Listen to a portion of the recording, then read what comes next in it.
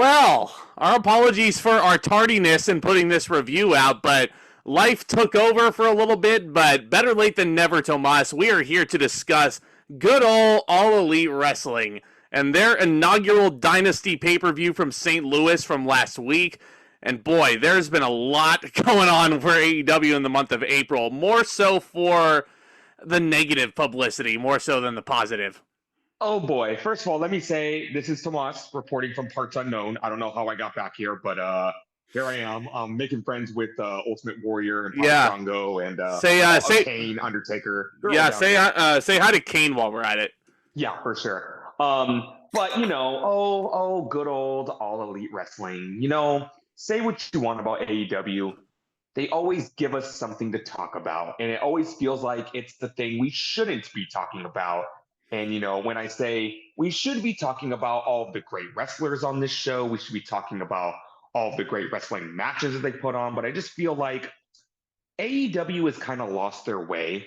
And to them, any publicity is good publicity, but that is not the case. I feel like whenever they shy away from one black eye, another one just immediately takes its place. And it's not even like a black eye you got that you were mugged. This is a black eye you gave yourself. They're giving themselves black eyes. Yeah. I feel like pissing off a lot of AEW fanboys, but I call it like I see it. Pro wrestling is in a very good spot right now, and AEW needs to take advantage of that, but I don't feel like they are. They just want to stay in the drama.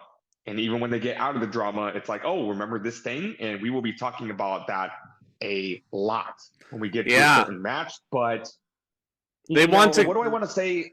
They want to go up against the evil Harvey Weinstein of sports entertainment in WWE, which it's not Harvey Weinstein. That is like, I mean, Tony Khan on NFL Network saying that they were like the Pepsi of pro wrestling, and then WWE was the Harvey Weinstein of pro wrestling. Those are two very different things, buddy.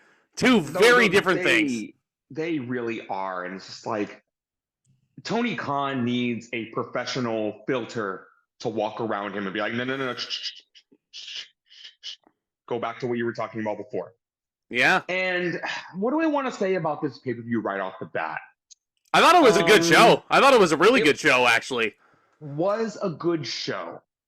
But I just feel like, I don't know, mentally, I'm burnt out from AEW because if I want to sum up AEW in one phrase, it's all style and no substance. I feel like they need to tap into a lot more than just, oh, we're going to put on 5-star wrestling matches. I'm not saying there's zero build, there's zero storylines, but you know what? I'm going to put my WWE hat on for a second and say, we just got put on the greatest emotional roller coaster of all time that was WrestleMania 40. And I just feel like, I'm not saying AEW needs to be to that level, but I feel like they could try a little harder. They could. With all the pro wrestling that's out there right now between Raw, SmackDown, NXT, TNA, AEW, MLW, New Japan Pro Wrestling, all, everything in between. If I want to watch good pro wrestling, I can watch good pro wrestling whenever I want. Yeah. But it takes a special kind of storyline nowadays to just really gut you. And I feel like that's what AEW needs. I feel like they've been on the cusp of that for the longest time. But on the surface, it's just like, this was a night of good pro wrestling, but I need more than that. Yeah, more than that. I would say this was a night of great pro wrestling, and I totally get where you're coming from, man, but the stories that were told in all these matches I thought were really great. But I do absolutely see where you're coming from here, because where is the long-term booking in AEW now? Where was the long-term booking of Hangman Adam Page going after the world title, beating Kenny Omega at Full Gear 2021, and how satisfying that moment was? We don't have those kind of things anymore with this company. Where is, I mean, this is kind of a double-edged sword here, because at the MJF Adam Cole storyline from last year, completely plagued by injuries. So that might be, I don't know, put an asterisk next to that one in terms of long-term story, but... Yeah, that was like totally out of their control. But, this may sound like kind of an oxymoron, but I will give them credit for trying, and I mean trying something with the Young Bucks right now. I see where they're going with this. And I would be lying if I'm saying it's not compelling television.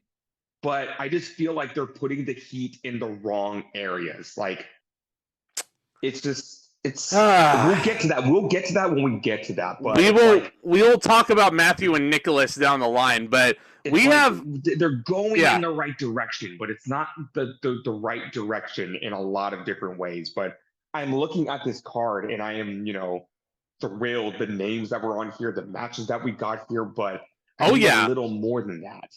Oh yeah, it's almost like if you watch a 2018 WWE show and you have fantastic matches up and down the card, but not a lot of long-term storytelling here.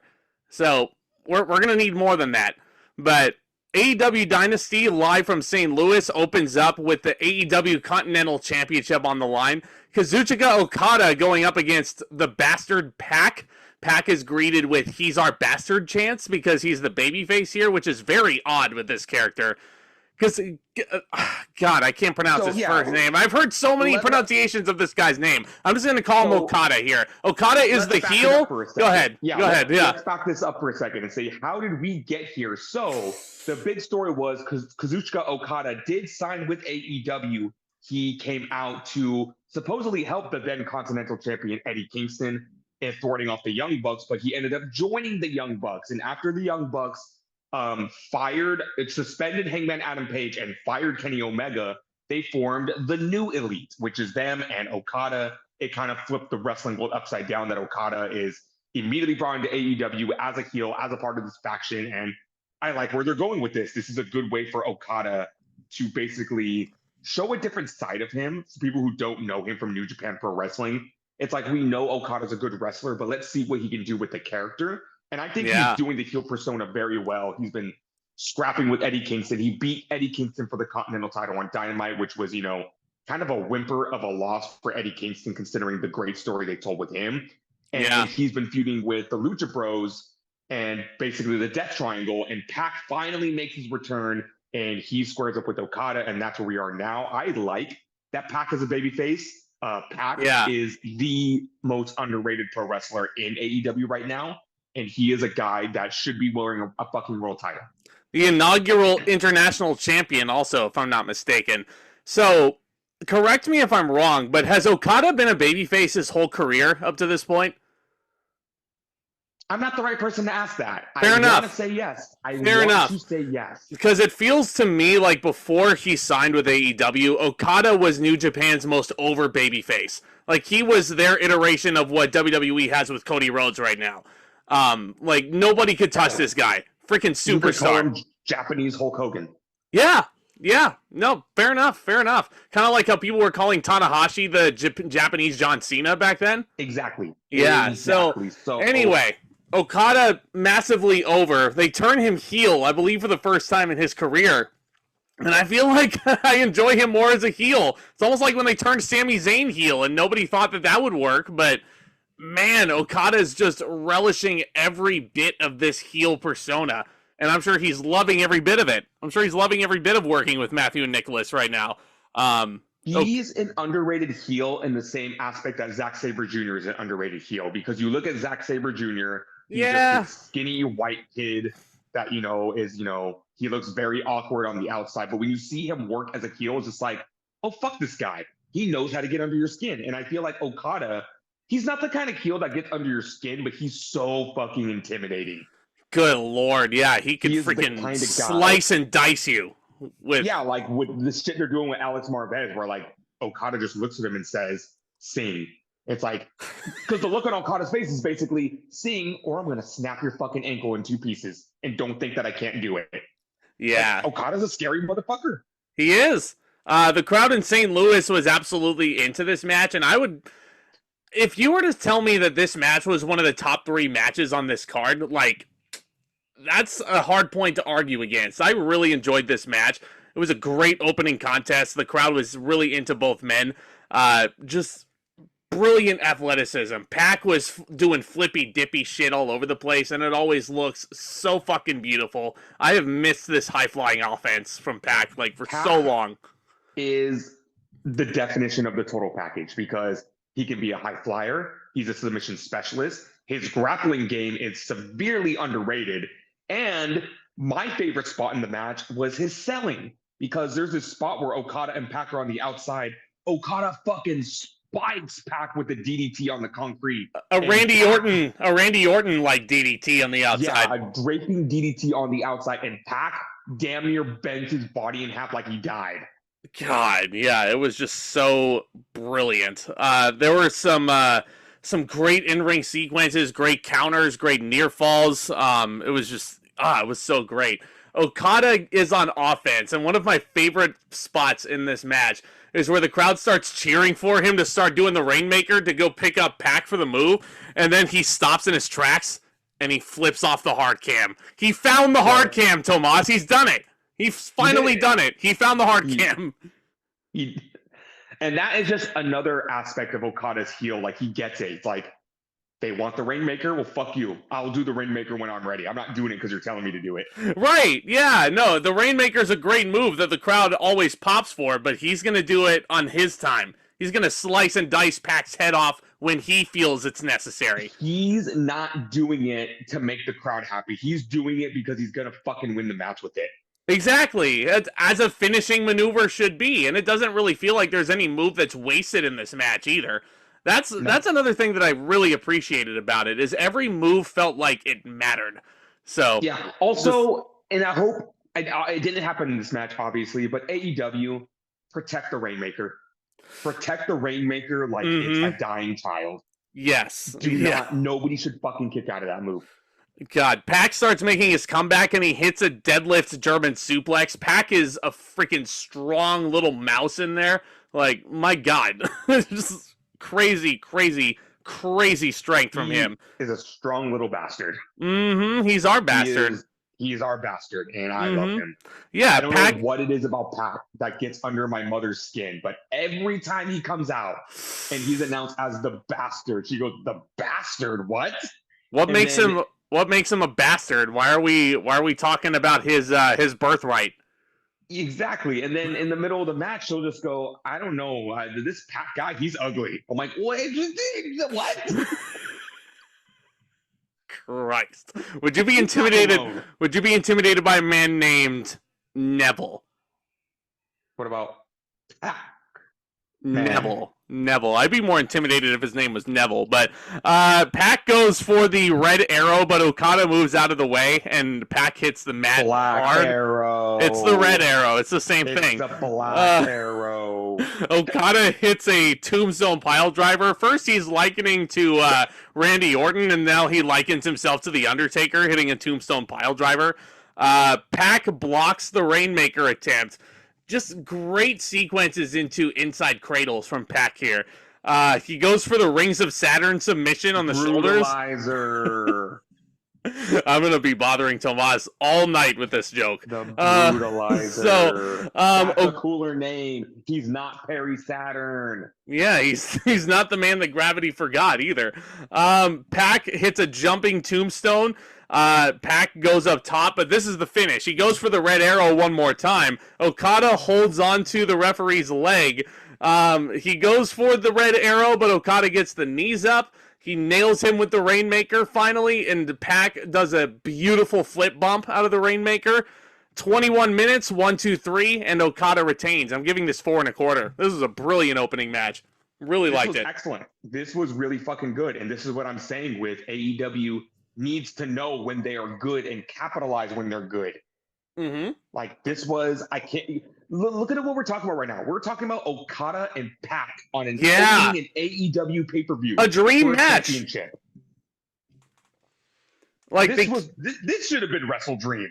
Yeah, they can't. A lot of dream matches on this show. They can't rely on dream matches to propel their products to the next level. That's all I'm saying.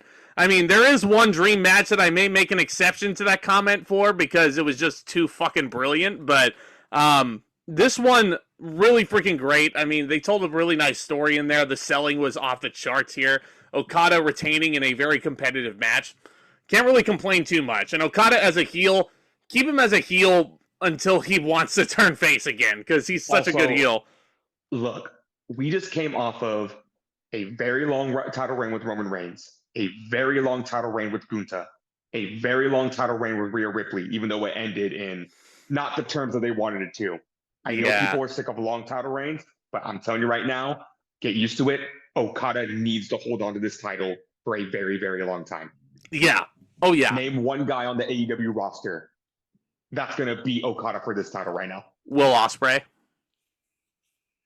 Why? When Will Ospreay is going to be the world champion by summer. Fair enough. When he's going to be the international champion by the end of Double or Nothing, probably. Fair enough. Fair enough. And that's what I'm saying. This is a great opportunity for AEW to elevate these titles. Nothing against all the other people who have held these titles, like especially with there's 3 titles right now in AEW where they have a great opportunity to elevate them, and I think they're doing a good job right now. The international title, the Continental title, and the TNT title, which we'll be talking about next. Well, the TNT title's already been elevated just because of who's holding it, but but it can be elevated even more. And like I said, we'll be talking about that in just a minute. And I think they're doing a great job elevating these titles right now, but they got to keep with this momentum.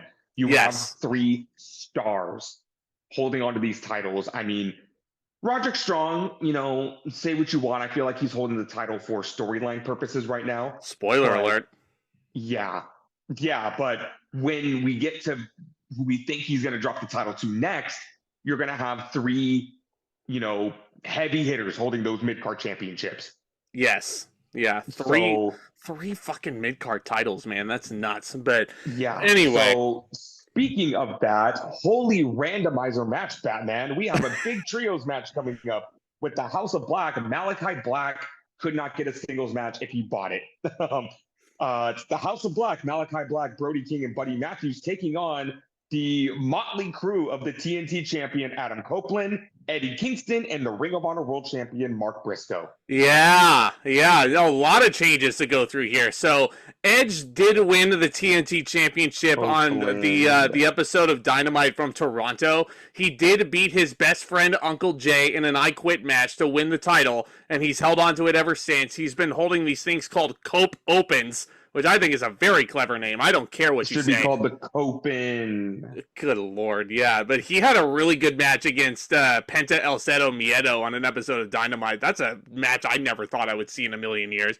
Let's just say Adam Copeland is taking inspiration from his greatest rival of all time in John Cena, and he is holding open challenges for this championship. I know open challenges have been done to death, and I feel like John Cena started this trend. But you know what? Copeland and Cena, the veterans that they are handling this trope perfectly. I mean, it kind of makes the ranking system mean jack shit when you just have an open challenge where anybody on the roster can come in. Oh, 100%. But you look at the people that Copeland has been defending against, the Daniel Garcias, the Pentas, the Mac Cardonas.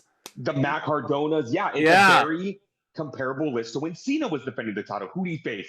Kane, John Moxley, Sami Zayn, Kevin Owens, Wade Barrett, Cody Rhodes, Cody Rhodes, Dolph Ziggler. It was very much a way to elevate the mid card because they weren't doing jack shit with their mid card back in 2015. Exactly. Yeah, very good. So I think Copeland is doing a fantastic job with this TNT Championship.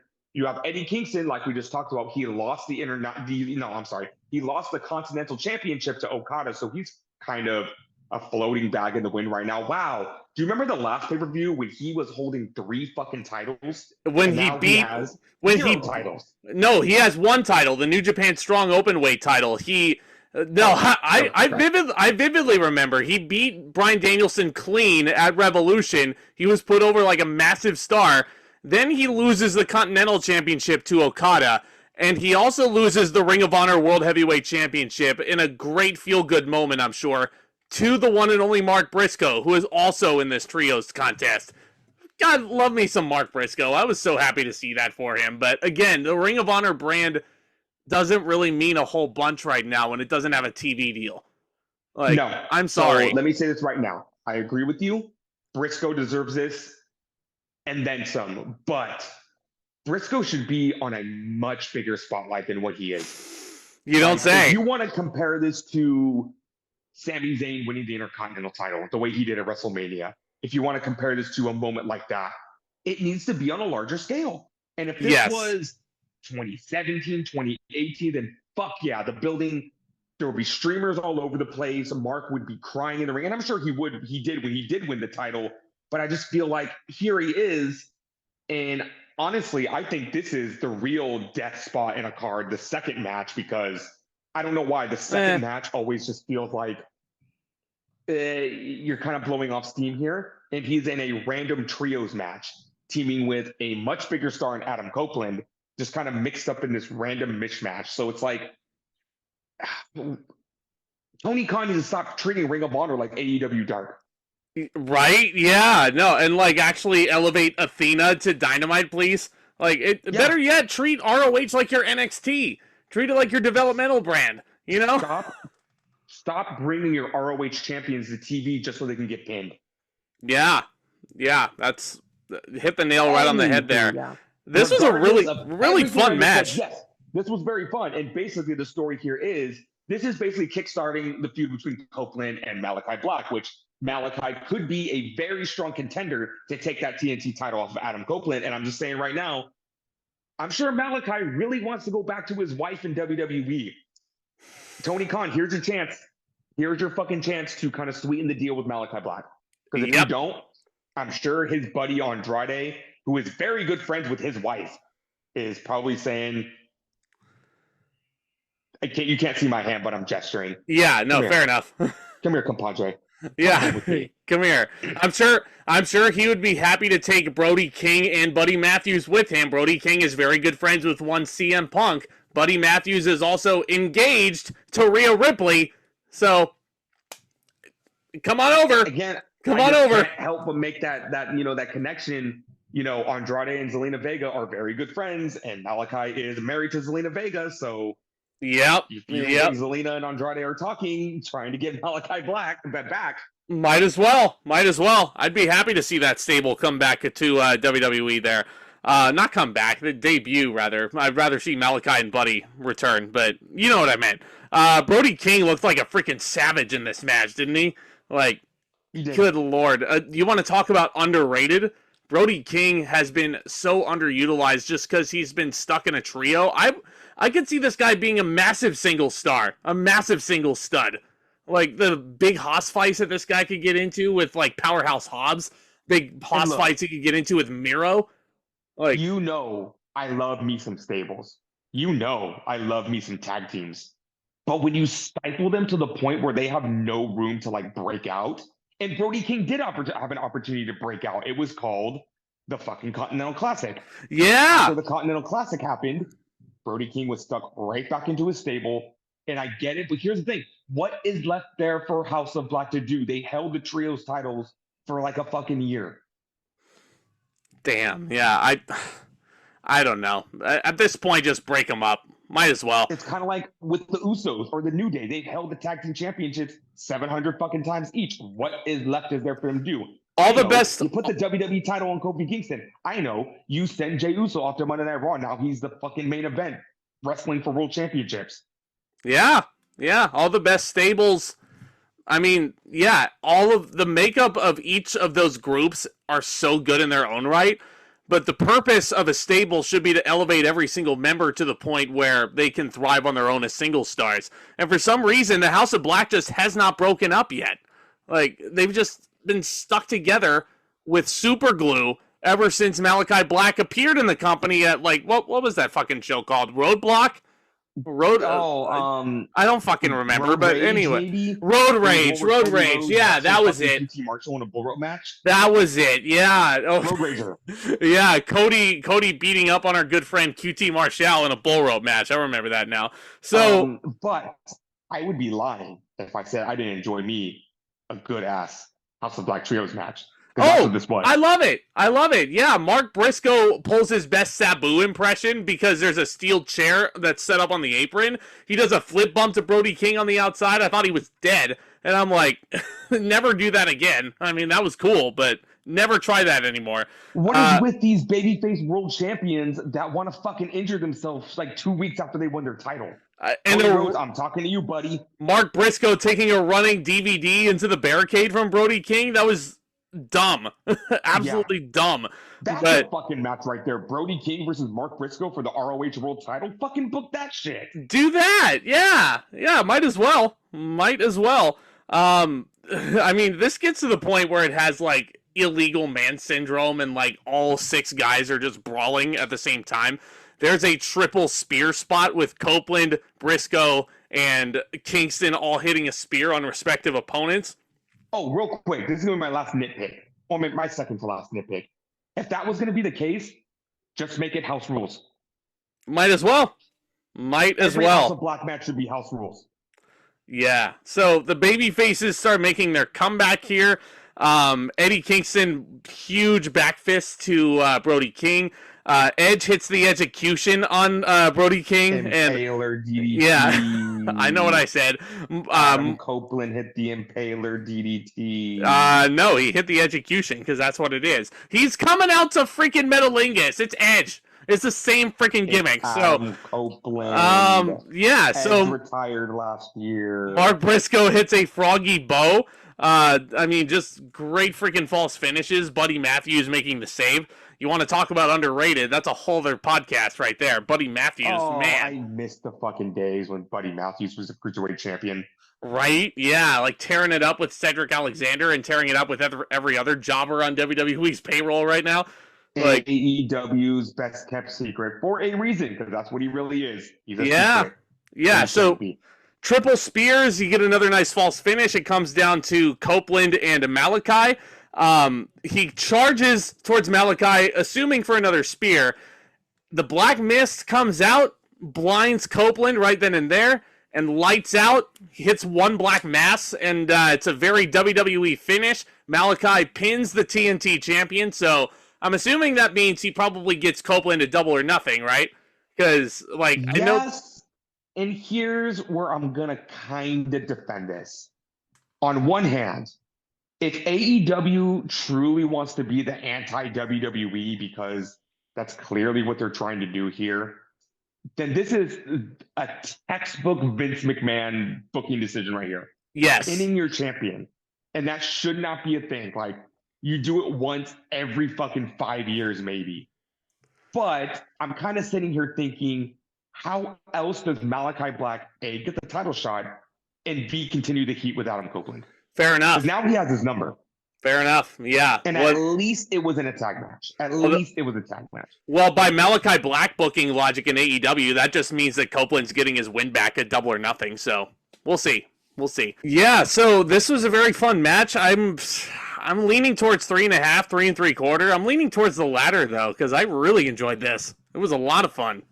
This was fun. And at the end of the day, I feel like that's what's most important. This was a fun wrestling match. I feel like it perfectly advanced the story that was Copeland and Malachi, because that's another great thing about these, these open challenging matches.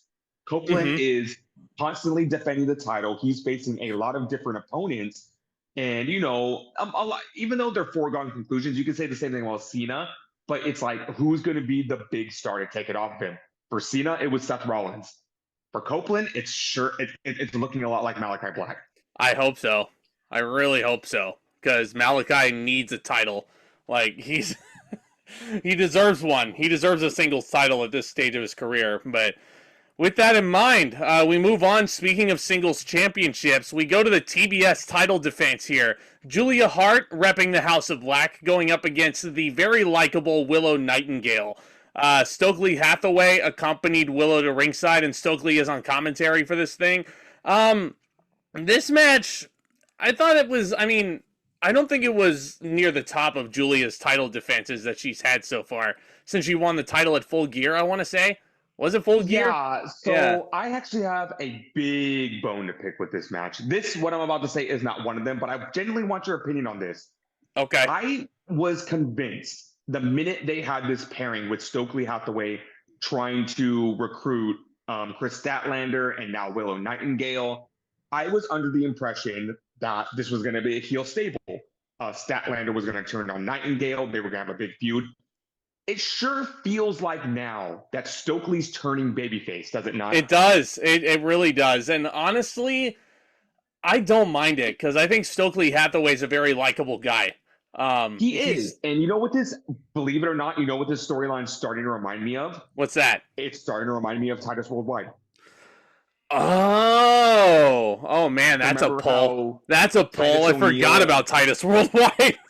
Titus O'Neil being the heel manager trying to get Apollo Crews to turn heel with them, but then they just become such a likable force that it turns Titus O'Neil babyface. Yes. Oh, I do remember that. And they have Dana Brooke as their statistician. Yeah. Yeah. It's a very likable group. Yes. So Willow Nightingale, I mean, she's a powerhouse in there, man, but she's very athletic. Missile drop kicks, spine busters. She's got a good arsenal, man. She's really, really, really good. She does. And let me get into why I had such a big issue with the match. Never in my life have I ever seen a title match where neither the champion nor the challenger are fucking relevant at the end of the day. Because there is a huge fucking elephant in the room with this match. And we will talk about this later. I love Willow Nightingale. She is amazing. She is super over with the crowd. She is genuinely likable. I'll even call her AEW's Bailey.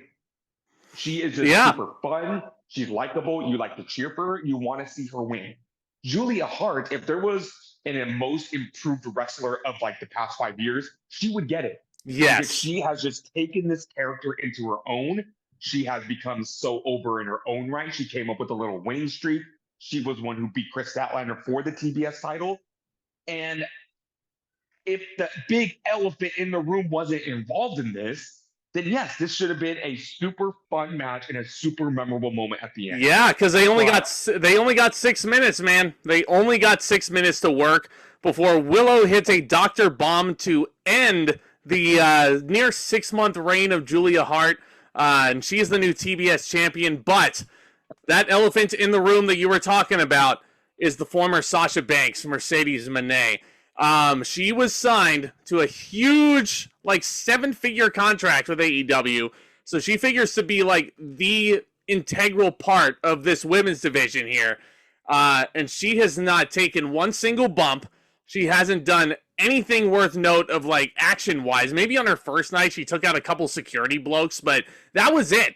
I mean, the best part of Sasha Banks' game was always the wrestling. The promo was never her strong suit. And she's brought over a former WWE writer to help her with her promos, and it shows. It shows. These promos are bad. Really bad. So here's what I have to say about the Mercedes Moné thing. And it's clear as day. We all know Mercedes Moné, she knows her worth. Yeah. I get that. But she's a little overrated. Yep. I'm going to say it right now. Yeah. No, I agree. They brought her in like she is the greatest goddamn female wrestler to ever lace up a pair of boots. No. And I will say, she is very good. She made a huge splash in WWE. She is part of the women's revolution. You know, the 4 horsewomen. Without her, Bayley, Charlotte Flair, Becky Lynch, women's wrestling would not be what it is today. But to be given this treatment is just proof that Tony Khan thinks he just pulled a big fucking huge one over WWE. He thinks he pulled a fast one. Your girl. We got your girl. What are you gonna do with her? Oh well, whatever she wants. And you know damn well, Mercedes Moné did not put pen to paper unless in her contract it said, "I'm getting a fucking title night 1." It's fucking ridiculous. Another extra it's ridiculous. Layer of security to that.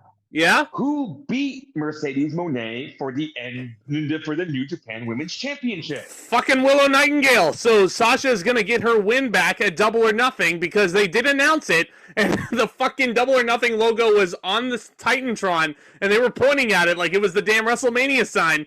And Willow and Mercedes are gonna go at it for the TBS title. Mercedes is gonna win the TBS title on night 1. The ranking system is pure horseshit because of this. It is pure horseshit. Nightingale has not been champion for 5 minutes, and she is already the definition of a transitional champion. Yep. And that fucking sucks. It does. It does. Because it should be a huge freaking moment for Willow Nightingale. It really should. But Mercedes just couldn't help herself, huh? She could not help herself. I hate Mercedes Moné, I do appreciate the talent that she is. I do and too. I do respect that she knows her worth. But, I just look at how they brought her in and everything, and I'm just like, I'm not really impressed. No, me neither. Me neither. So I'm And hoping. clearly, Go ahead. Triple H, when he was trying to get Mercedes Moné back, heard the figure she was asking for. He probably chuckled and went, "Oh, Mercedes, you're good, but you're not that fucking good." And then Tony Khan bent over backwards and gave her every single thing she asked for. So Yeah. anyway, it's I'm hoping that the match at Double or Nothing is good. I just think it's bogus how they went about setting it up. Like they're billing it like a big rematch. Have Mercedes win a battle royal or something. Like have her earn that title shot. Let's make a comparison now, shall we? This is like if Jade Cargill got a women's championship match at WrestleMania, match fucking won. Yeah. They're not doing that with her, are they? Yep. They're not. Make the argument. You can win the tag team titles at Backlash. Who fucking cares about the tag team titles? Nobody does. Sorry, Kabukis, but nobody cares. Let her win the tag team titles. That's she fine. Is going to learn so much with Bianca Belair. And they are handling Jade Cargill perfectly right now. Yep. Yeah. You know what this booking decision is? It's a Vince McMahon booking decision. He would take his shiny new toy and thrust them out into the spotlight day one. So it's just a little disappointing that we already see the writing on the wall. And I love Willow Nightingale, but there's no way she's walking out of Double or Nothing with the championship. No. And poor Julia Hart, after all the work she put into the TBS title with all the house rules that were thrown in, like, it's a pretty dope character as well. Like, it's a shame. It's a damn shame. But that being said, the match gets 2.25 stars. I mean, the work in the match was fine, but the story was Mercedes Moné. And it was a match designed to get Mercedes Moné over.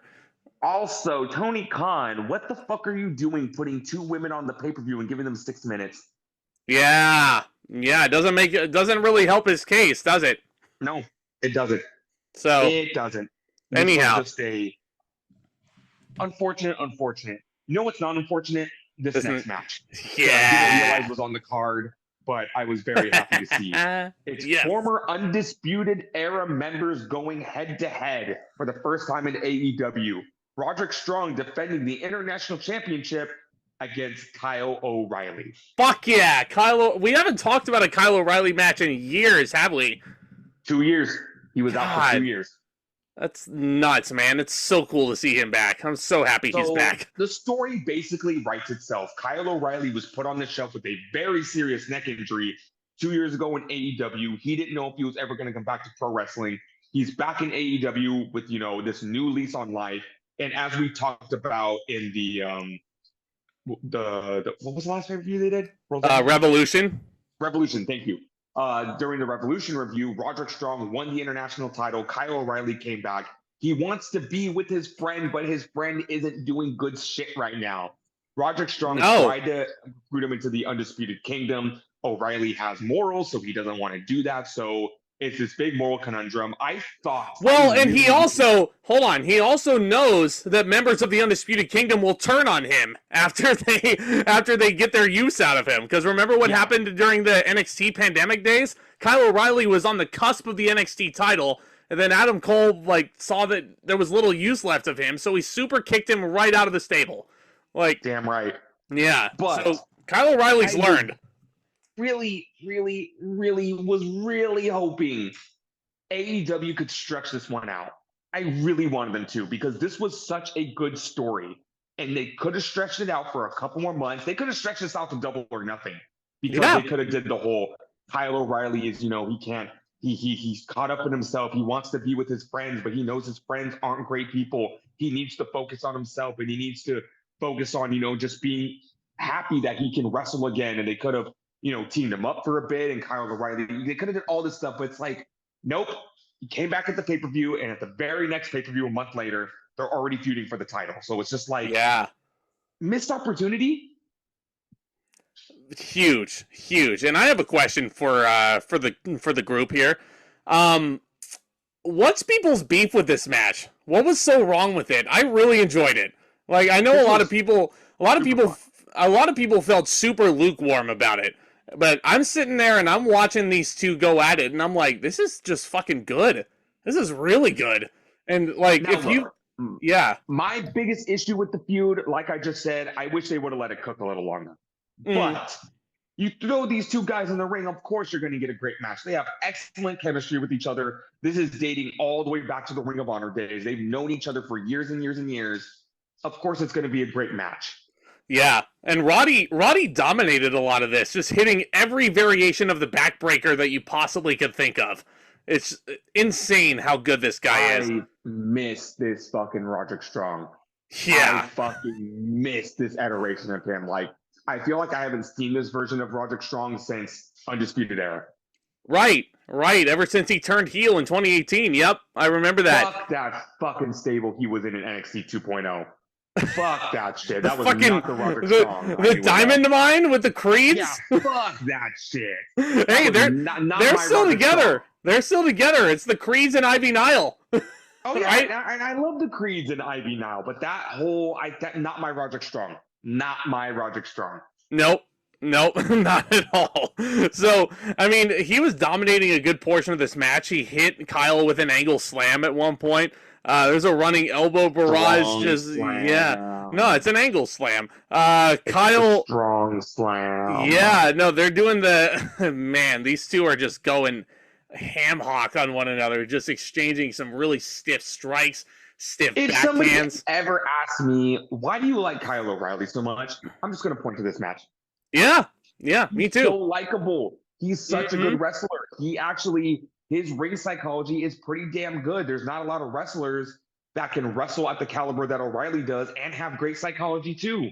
Yeah. There's a reason why we all got behind him in 2020 when he was great. When I fucking thought they were actually going to do something with him. Good Lord, yeah. The crowd was chanting "This is awesome" before the match ended, and I think they were right to chant that. Just great submission wrestling as well.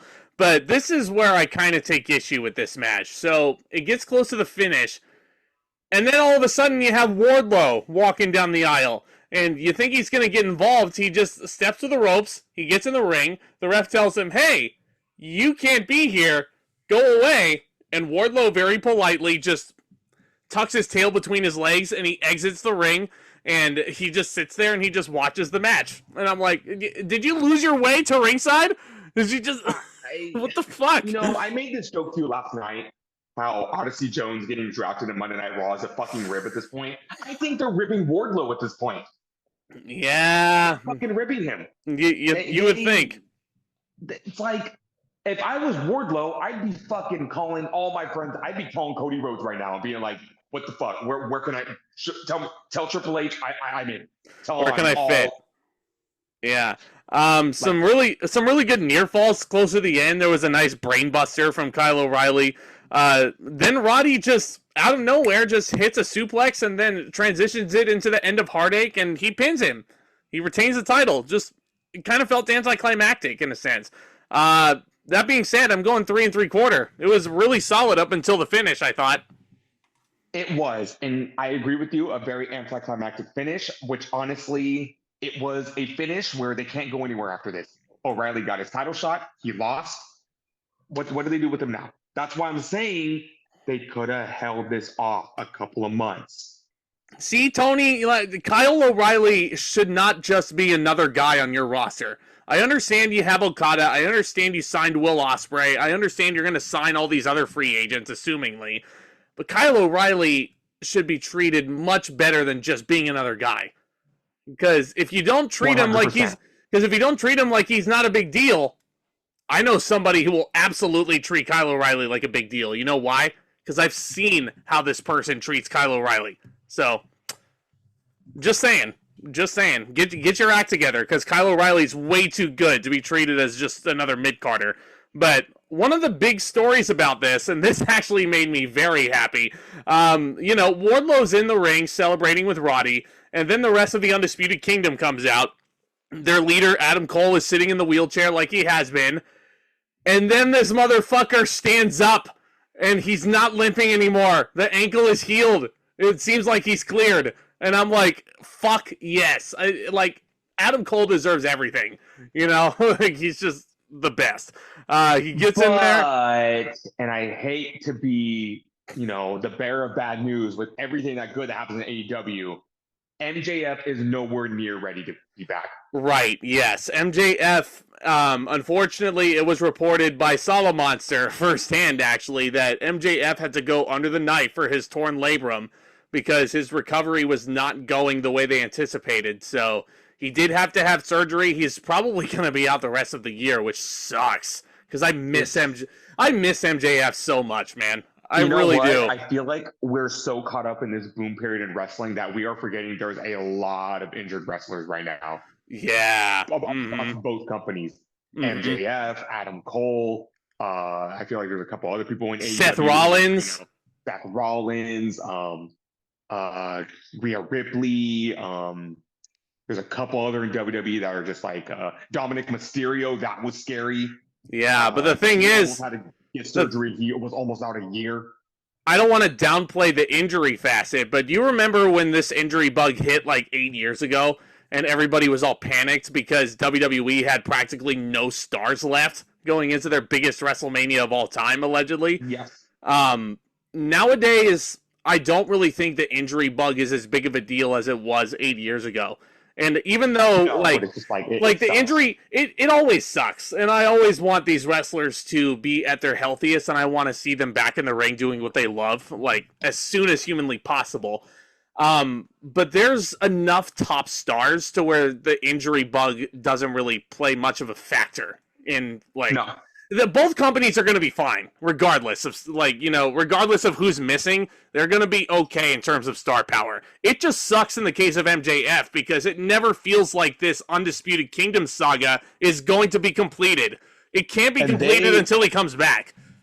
They are stuck in the definition of a limbo right now. Yeah. They just made some, and I'm not just saying the injury stuff has held it back. They made some shitty decisions, like immediately giving Wardlow a world title shot, and he's back to being a fucking chump. And Adam Cole, Adam Cole getting into the ring and staring down Wardlow like he's gonna fucking super kick him out of the group next week. Yeah. So you want to make the Kingdom a big deal? They should be holding the AEW tag team titles, not the Ring of Honor tag team titles. No, but there's some EV Petties who would rather hold on to those titles instead of the Undisputed Kingdom. But so Undisputed Kingdom just feels like another stable right now with nothing to do. I feel like they're just, this is a definite, they need some long-term storytelling to get them through this period until they can get back to what they actually want to do. But it just, oh my God, so annoying. Sucks, But this man. was a good match. It was. Wow. You know what? I think we should stop talking about this because we need to save our frustrations for this next match. For the Fuck the World Championship, because that's what Taz said it stood for back in ECW. Fuck the world rules. Yep. It is his handsome lad son, Hook, defending against the Lionheart Chris Jericho. No sing-along during Chris Jericho's entrance anymore because I'm sure that he's aware that the crowd does not like him anymore. So he's like, I'm not going to put Judas in my entrance anymore. Bro, how did we get here? Let me tell you. Fuck this angle. Fuck this angle. Egotistical, narcissistic. There's a word that starts with a P that I always forget that describes him perfectly. I'm just going to call him the egotistical narcissist that he is. Thinks that this negative heat that he's getting is good. Working one of his gimmicks. And what's his gimmick now? The learning tree. He thinks the Jericho vortex is a good thing that he could use to get heat. If you don't know what the Jericho vortex is, let me explain it to you in simple terms. Take a wrestler that's getting very over on their own. The crowd likes them. They could do big things with this thing. They stick him with Chris Jericho, and he is a clout vacuum. He takes everything that is cool away from this wrestler. He locks himself in a feud with them for like 6 months. It gets very old very fast, and the person he feuds with does not come out of the feud looking any better. Honestly, he comes out looking even worse. Yeah, it's it's just crazy because Jericho has been so great for so long, and then one little slip up on his part, it almost tarnishes his legacy. And I don't even want to. I'm not even talking about the Kaylee Ray. I mean, like, Wait, why do I always mix it up? The Smiley Kylie Ray stuff. I'm not even talking about that. no, I know. I'm talking about him just overstaying his welcome to wrestling. The best joke I can make about this is the bit they do in Family Guy where Andy Dick comes out and he just ruins everything. That's what Jericho is. Oh yeah, he's the Andy Dick of pro wrestling. Good fucking Christ!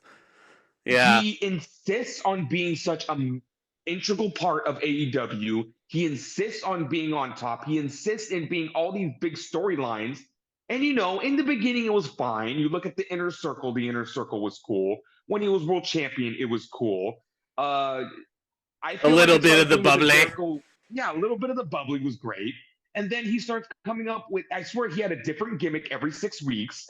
He's the Painmaker. He's Le Champion. He's the Wizard. He's the Ocho. He's an ESPN channel. He's the fucking what was that one? The ratings one. Oh, the Demogod. He's the Demogod. And then, and then he's just doing all this stuff that, yeah, in a sense it could work, but he just doesn't know how to do it anymore. Take the Ocho, for example. He thought he could get heat with the Ring of Honor World Championship. He didn't do jack shit with the Ring of Honor World Championship. No, he didn't, did he? You look at the time Action Andretti pinned him. What's Action Andretti doing now? Absolutely nothing. He's in catering. You look at fucking, I think the one that really did it for me was the fucking, the Golden Jets one. That fucking brought my blood to a boil. Brought my taste to a boil. That was that was Kenny Omega's last angle before his diverticulitis too. So with all of that being said, so now he wants to attach himself to Hook. And he literally cuts a promo on Hook saying, oh, look at all the great things the Jericho Vortex has done for everybody. And no! So Jericho thinks he can mentor Hook. Hook wants nothing to do with it. So now Jericho thinks like, oh, I'm just going to beat the shit out of this kid, take his title. And because Hook knows better. He tries to get some last minute heat on Dynamite by shoving Taz. And, that was a good way to get sympathy for Hook. It was a good way for, Jericho has the components to make this good, but he just fucking sucks at this now. The formula is there. Oh, I'm a heel. I'm going to shove the legendary father of this kid. It's going to get everyone's going to feel sympathetic towards Hook. They're going to want to see Hook kick my ass. They're going to want to see Taz lock his submission hold on me. But the execution is absolute dog shit. So now Jericho's a learning tree, and he's facing Hook here. And you know what? The shittiest thing about this whole thing is I didn't hate this match. So Jericho's gimmick is that he's a tree? Yes. Oh, man. Yeah, he should just be wearing nature-inspired gear now. I can see it now. Chris Jericho's name written in the branches, and like he might call himself the Giving Tree. Oh God, yeah. And like he comes out and he's reading Shel Silverstein poetry. Might as well. Yes. Might as well. Yeah. No. Remember the line with the gun? That shit traumatized me as a kid. Yes. Oh, I do. Yeah. Fuck. They thought fucking kids should read this shit. I'm getting off topic. In third grade, I vividly remember that the Giving Tree collection of poems was sitting in my classroom library, and I read that stuff, and it scarred me. It scarred me. So anyway, I'd rather read the Giving Tree than talk about Chris Jericho. Yeah, me too. I didn't like this match. It was a hardcore match. The bell rings and the crowd immediately chants "Fozzy sucks" at Jericho. I don't know if I agree with that necessarily because I like a lot of Fozzy songs, admittedly. And you know what? The best comparison I could make to this, and it's ironic because I just watched this movie last night, like all of this shit is getting showered on Jericho, and Jericho might as well be Spider-Man in Spider-Man 3 on top of the building going, they love me. He might as well be that. and then he swings into his bedroom and he's like, "This is unreal. This is unreal." Or no, when he takes off the mask and looks at it and goes, This is something else. That was the line. That was the line. Thank you. I haven't seen that movie in a while. So yeah, Jericho was taking a lot of really stupid bumps in this. There were some exploder suplexes where it looked like he went head first through a table on the outside. There was also a point where he was wearing a trash can and he's taking in a T-bone suplex from Hook as well. It looks like Jericho landed flat on his fucking head, and then if there's one thing I didn't appreciate about this match is that Jericho was hitting Hook with some very stiff shots with the trash can lid. Yeah. It's like, what can put Chris Jericho away in this match? Jericho codebreaker. Hook avoids the big Jericho jump off the second rope into a drop kick. And he locks in the Taz Mission submission hold. Jericho gets out of the hold and falls backwards. Red Rum. I know what I said. Yeah, it's The Shining. It's a reference. But a Judas effect is avoided, and then Hook applies another submission hold and knee bar. Jericho counters it into the Lion Tamer, which looked very gentle. Hook goes for another Red Rum. Yeah, okay, I'll humor you, Tomas. Thank you. Yeah, Jericho. Oh, fucking hell. So, this fucking finish. Jericho hits one Judas effect. And let me walk you through my feelings of this. Yeah, he hits a Judas effect. He kicks out, and I'm like, awesome. Hook is the second person to ever kick out of the Judas effect. Good. That's fucking awesome.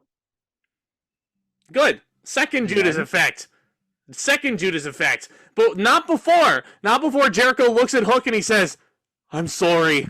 And he hits him with another Judas effect, a la Shawn Michaels and Ric Flair at WrestleMania 24, except much, much lamer. So he hits the second Judas effect, and fucking Hook kicks out of the second one. And I'm like, you know what I'm thinking when he does that? Okay, I will give Jericho credit here. He's making Hook look like a badass motherfucker. Taking all this shit. But then it's the most telegraphed finish I've ever seen in my life. And I will be the first one to say, I can't fucking stand this finish. I cannot stand when the babyface is trying to get to his feet and he's telling the heel, hit me with what you got. If you have the energy to sit there like an idiot and challenge your opponent, then fucking move out of the way. Yeah. I hate that shit. Maybe Seth should have done that at Mania, right? He grabbed Floyd the Bat. Yes, he did. And I'm sitting here thinking, I'm trying to be optimistic, and I'm going, cool. Hook's going to kick out of the Floyd shot. Jericho swings Floyd, connects directly on the fucking head of Hook, covers him. 1, 2, 3. Yes, and it was also a pretty awkward finish because the crowd sees Taz stand up after the baseball bat shot, and the crowd pops big when they see Taz take a stand because they think he's going to interfere. But no, Taz just stands up, the referee counts 3, and he basically goes to get a check on his poor son, who just got knocked unconscious. Why didn't you just go help him? Like, I don't know, man. I don't know. Jericho is delusional because there's one part of this match we forgot to point out. The chants. He was getting chants of, go home, Jericho, go home. My favorite was, please retire, which was only ever reserved for the Big Show in 2015. And you know what the difference is? The Big Show actually redeemed himself. Yeah. Mm-hmm. Big Show also didn't I guess it was never alleged that Big Show went through any infidelity, so just saying. Zack, please tell me, what is the definition of insanity? This. Chris Jericho pinning Hook clean in the middle of the ring in a hardcore match. This is insanity. The definition of insanity is repeating the same thing over and over and expecting a different result. That's what Jericho does. Is that actually the Webster's Dictionary definition of it? But it's a famous saying that, if you do the same thing over and over and over and you're expecting a different result, that's insane. So Jericho really he sees what he's done with Orange Cassidy, with Action Andrade, with Daniel Garcia, with Ricky Starks, with Kenny Omega. He sees all of this ridiculous, stupid shit, and it all results in the same way. MJF. MJF. What kind of fucking drugs must he be on to think, wow, I'm at the lowest popular moment in my career. You know what I should do? I should pin Hook and take his championship from him. And he's probably thinking, I'll go do the same thing Adam Copeland's doing right now. You know what the difference is?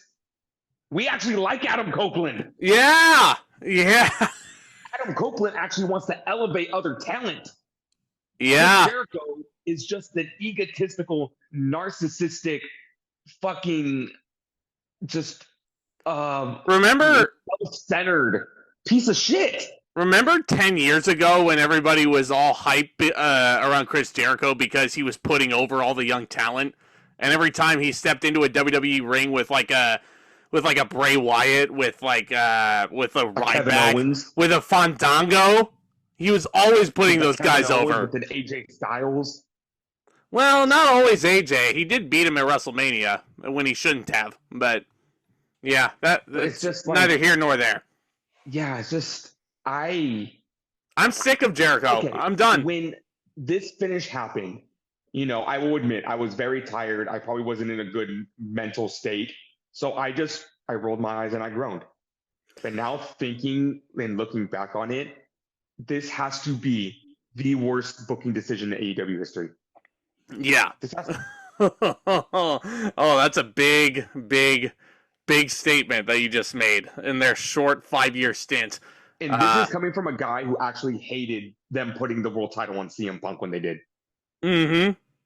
So this is worse than that. I'm glad. No, I can't even say them putting the title on Punk was a bad idea. I just didn't want it. Yeah. But, when people don't take advice backstage, of course Punk's going to take the title from them. And then learning that Punk never wanted the title to begin with. Yeah. So, I'm going to go 2 stars on this. I'm going with the Chris Lash special. This one just didn't do it for me. I mean, it had some fun, hardcore-ish spots there, and the crowd definitely loved them some Hook, and I love Hook. I love that handsome devil, but this just wasn't doing it for me. It really wasn't. I tried.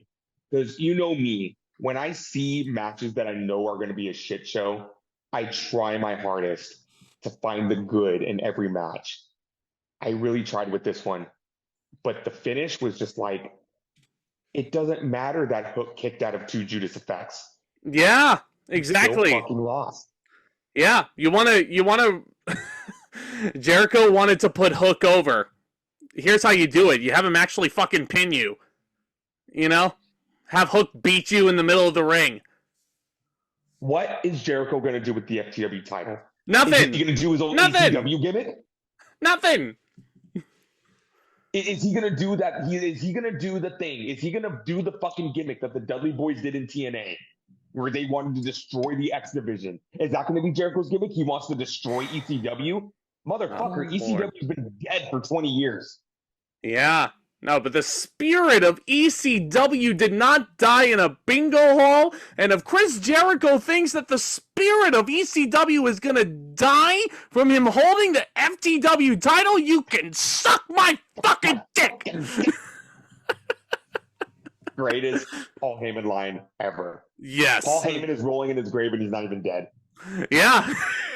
Because of this booking decision. It sucks. It sucks. No, this finish killed Paul Heyman. This finish put Paul Heyman in a coma. Somebody check on Paul Heyman. Somebody check on him, please.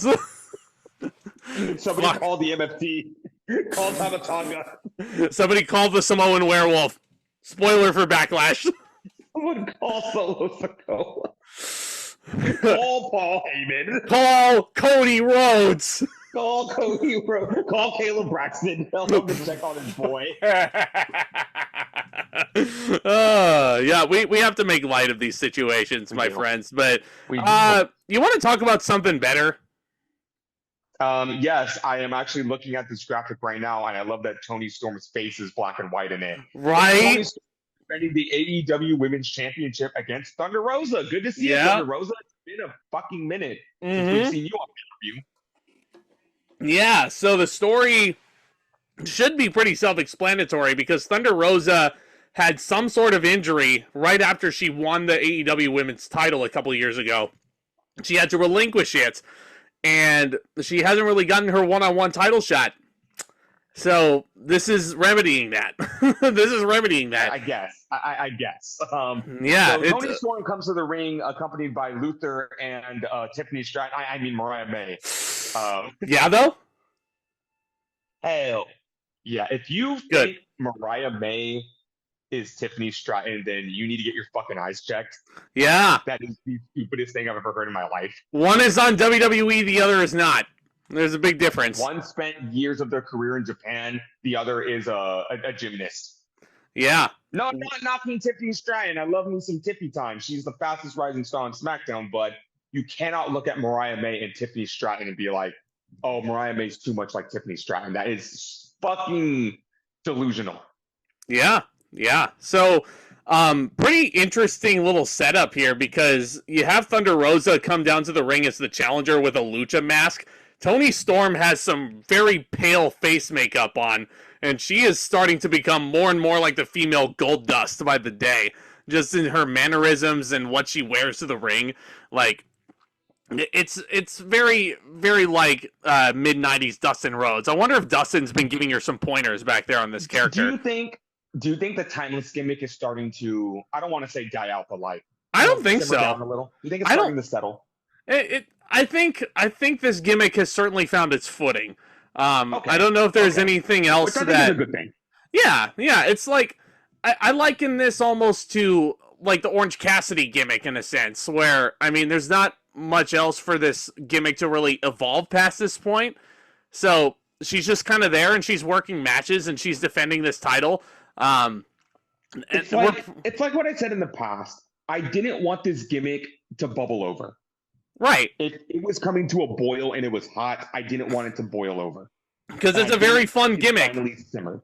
Yes. Very fun gimmick. And Toni Storm deserves all the flowers in the world for this. And all the Academy Awards in the world for this. I'd love to give Toni Storm flowers. Anywho. Yikes. Yeah, well, you didn't... Fun. Yeah, you didn't even let me finish. Thunder Rosa does not wear her traditional Azteca makeup to the ring.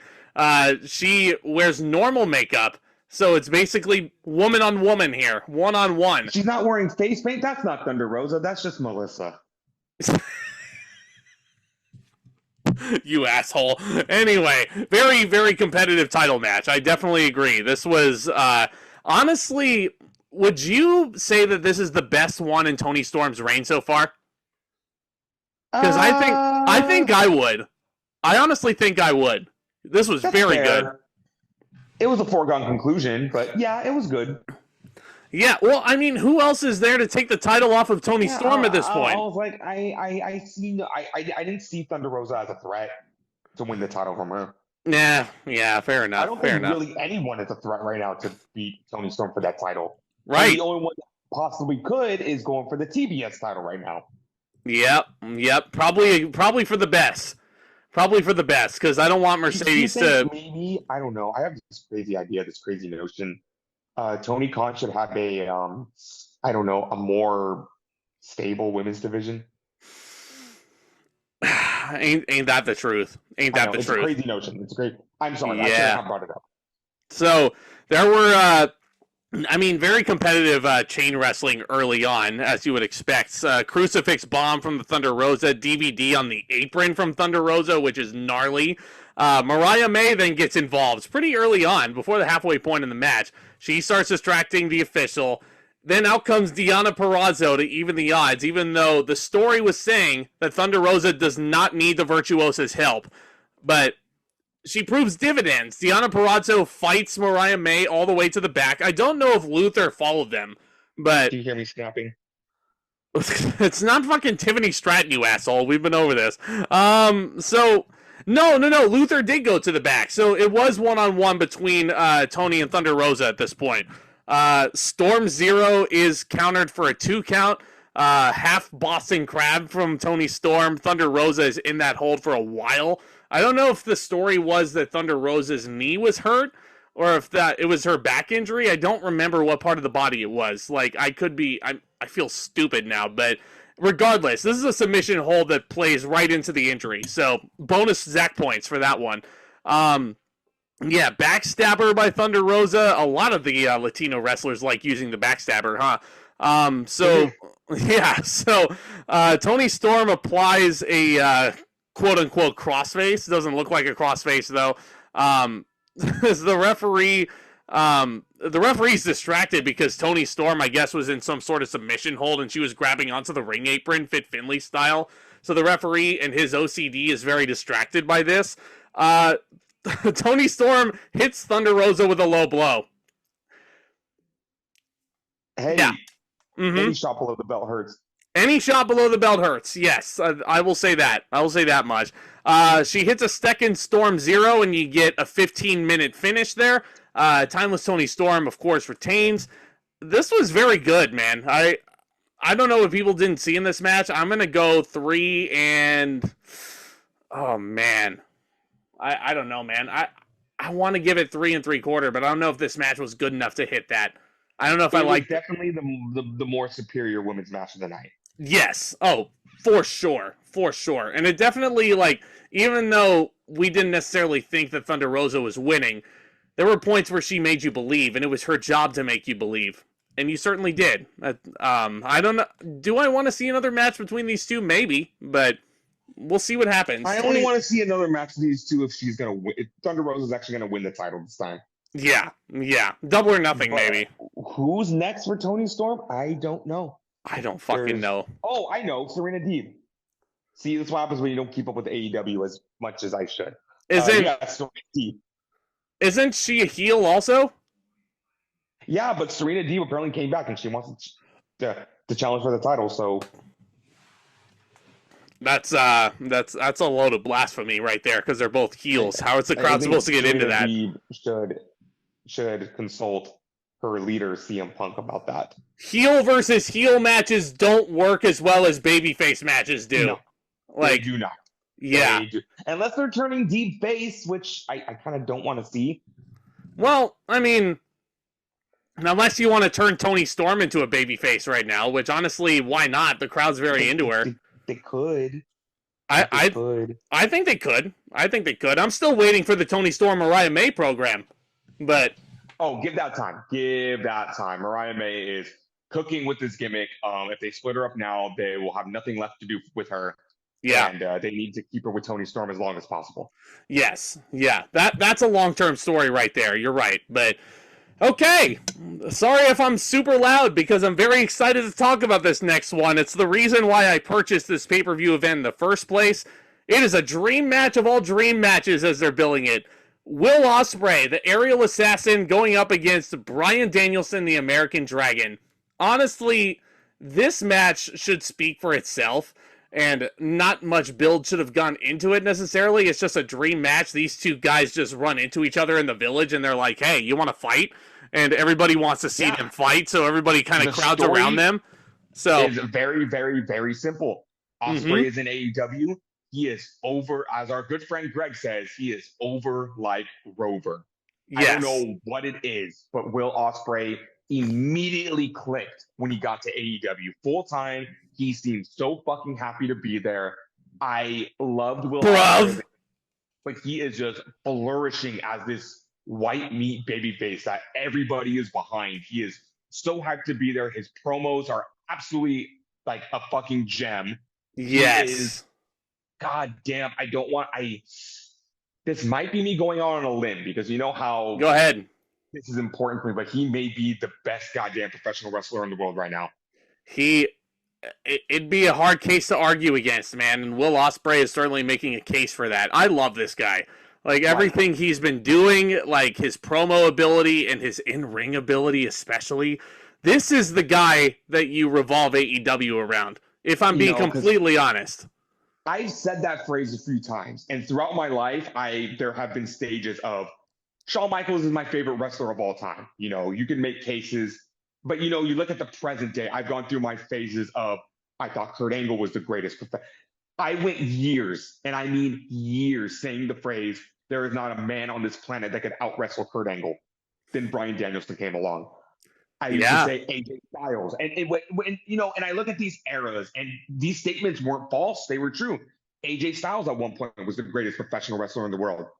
Bryan Danielson was the greatest professional wrestler in the world. I think we are entering the era of Will Ospreay being the I think best so. goddamn wrestler on the planet. This felt like a passing of the torch. And it's funny you mention AJ Styles because back in 2004, when I was really starting to hugely get into the business, I had been into it for about a year and a half at that point, and I was only into WWE. There wasn't any real competition out there.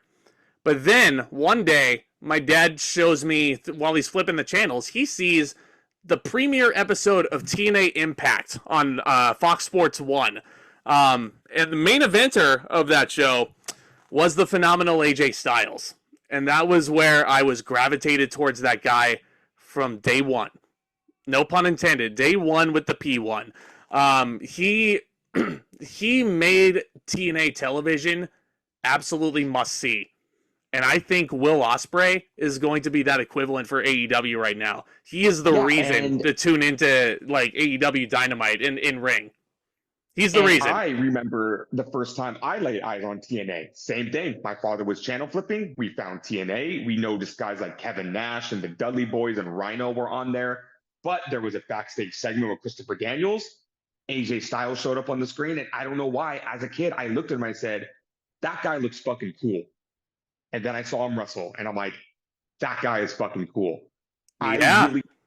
There is some 10-year-old kid out there right now who's flipping channels. They land on AEW Dynamite. They take one look at Will Ospreay and think, that guy's fucking cool. Because he is. He is, bruv. So, he is. Basically, bruv. That's the whole build. It's Will Ospreay versus Bryan Danielson. These two guys both make their entrances. The crowd absolutely loves both of these men, and both of these men look very excited to be in the ring with one another. The bell rings, and you could rival this pop for a bell ringing to a Cody Rhodes pop nowadays. It was deafening in St. Louis. And these guys circle around each other, and before they even touch, the crowd chants, "This is awesome." Before they even do one move, because the crowd knows what they're about to see. And my lord, everything under the sun has been said about this match. And I've gone back and I've watched it again since I first watched it. I don't know if I can say that it's the greatest match in the history of North America on American soil, because that's a huge, huge statement for a match that just came out a week ago. But you could put this one right up there with the best of them, I think. This one, it is impossible to go play-by-play on this. I didn't want to. I sat back and I'm like, I'm going to let them take me on this ride. My words cannot do this match justice. This was brilliant. Match of the night, easy. My favorite spots. I can talk about the fucking one-handed Styles clash, speaking of AJ Styles. Yo! Like, Danielson locks in the yes lock, and then Ospreay counters out of it, and he hits a one-arm Styles clash. Like, that was fucking awesome. It was so cool. Let's talk about what my favorite spot of the match was. Danielson's in one corner, Ospreay's in the other. Danielson's getting ready for the Bisaiku knee. Ospreay setting up for the hidden blade. And you're just like, either Danielson's knee or Ospreay's elbow is going to shatter on this spot. And I got really nervous. But Ospreay connected first with the hidden blade. Yeah, the hidden blade. It was almost like it was almost like a Western standoff. That was closer towards the finish, but my God. Just submission holds from Bryan Danielson and a great mix of aerial offense from Will Ospreay. They were stiff with each other, too. They were super stiff with each other, just slapping the absolute taste out of each other's mouths. Will Ospreay, speaking of, does hit a phenomenal forearm for a 2 count. That's a match I'd like to see. Will Ospreay versus AJ Styles if Tony Khan grows a set of balls and decides to do Forbidden Door with Hunter. But I don't care what anyone says. After that match Styles had with LA Knight at WrestleMania, I would definitely think a 2024 AJ Styles could hang with Will Ospreay. Oh yeah, without any question. I know, like, AJ Styles right now is jacked and in his mid-40s, but he could totally hang with Will Ospreay right now. Cattle mutilation. Good lord, that's a fucking gnarly submission hold. So They do some they oh my god. So there's an Oz cutter on the apron. An Oz cutter on the apron, and I legit jumped out of my seat, and I was knowing Danielson's injury history, I was like, how is this guy not dead right now? How is he not paralyzed? Like You also know a Danielson match is special, all jokes aside, when he breaks out the yes chant. Because he doesn't do it too often nowadays. But it takes a very special match. You can tell that it's magical, that he's in the fucking zone when he just busted out of nowhere. And the minute you start doing it, like this is one of those matches. Freaking loved it. The crowd was chanting, "We're not worthy" at them. That's a new one. Unlocked. Yeah, that's a new one. And that, do not overuse that chant, fans. Like, I'm going to be watching you guys because, like, you've already overused "This is awesome." You've already overused "You deserve it." Let's reserve "We're not worthy" for actual matches like this. Like you that already ruined Fight Forever. Yeah. Yeah, which they did chant in this match. Very, very early. Honest with you, there is still only one match in history that chant was truly deserved for, and it was the very first one, Shinsuke Nakamura versus Sami Zayn. Mm-hmm. You can fight me on that all you want.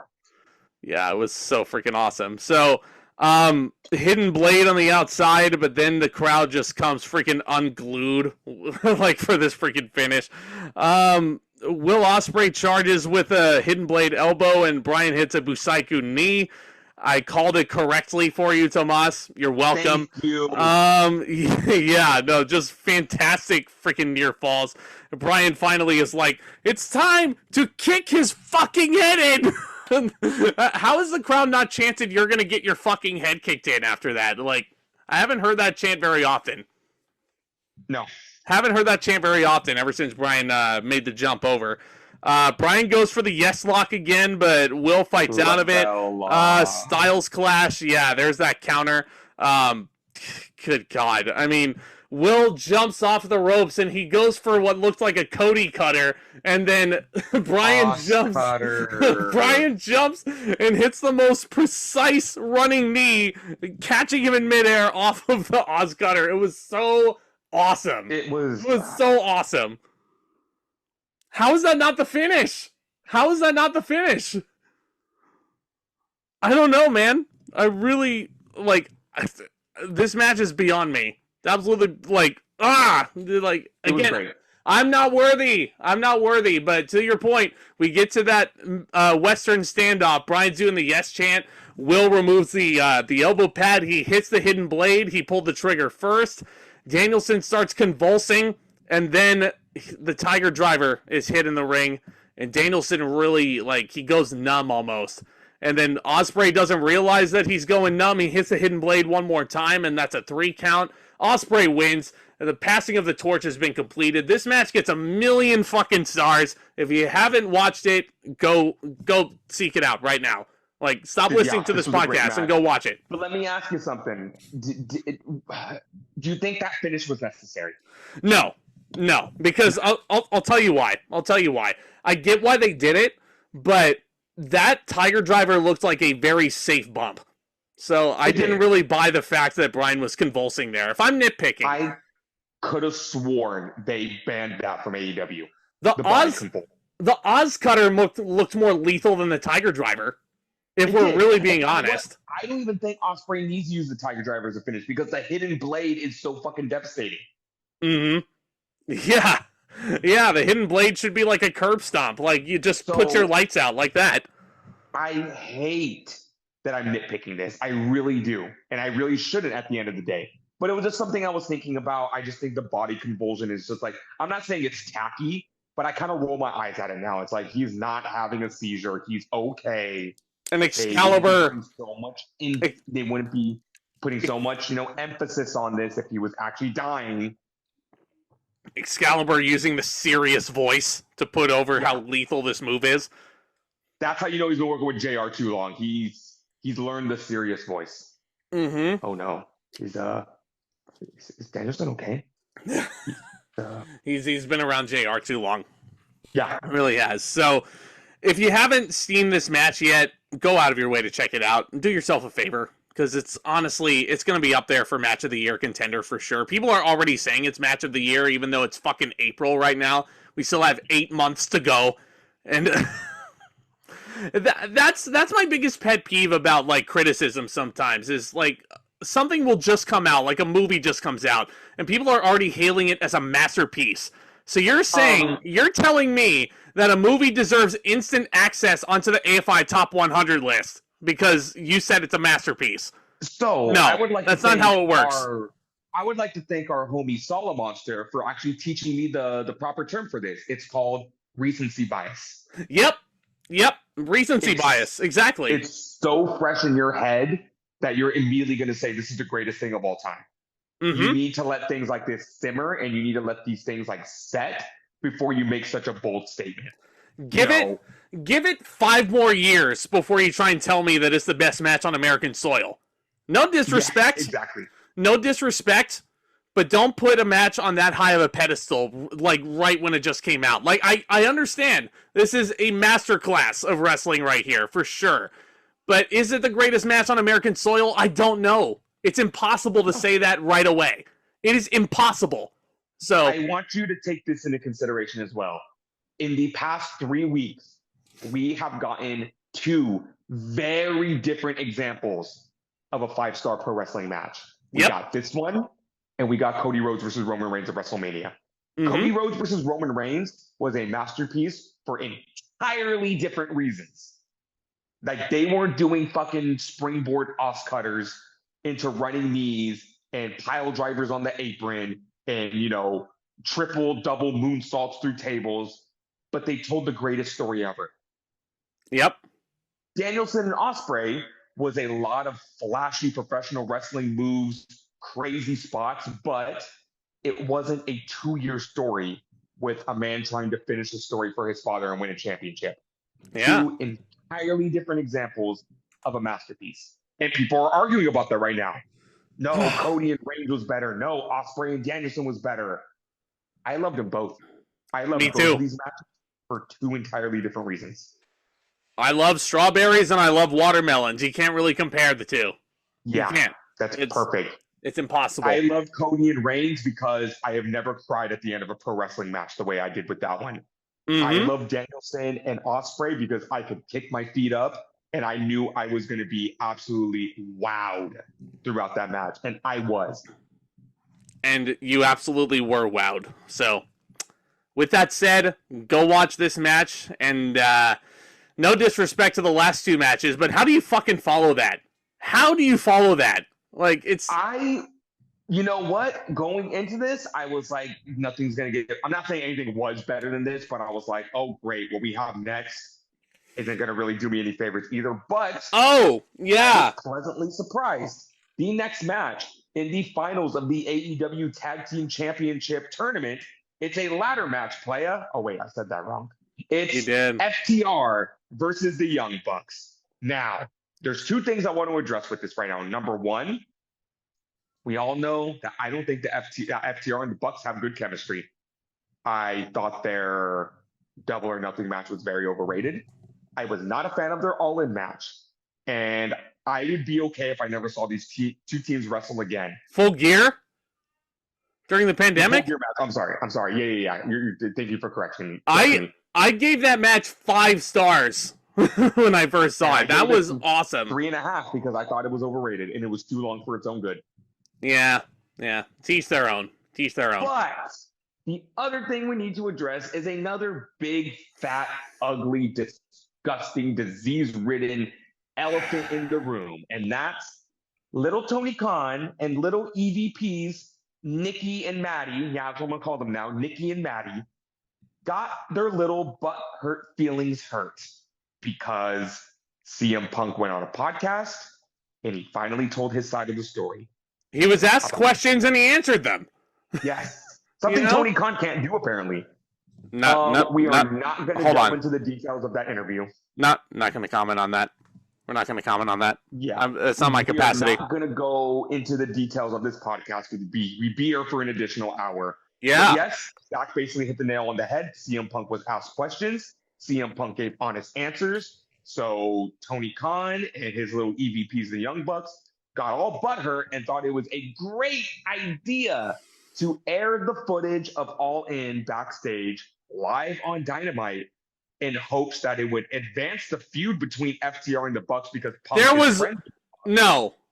Even if you honestly, you could have gotten to the same destination you got to at Dynasty without showing this clip. This was pointless. This was a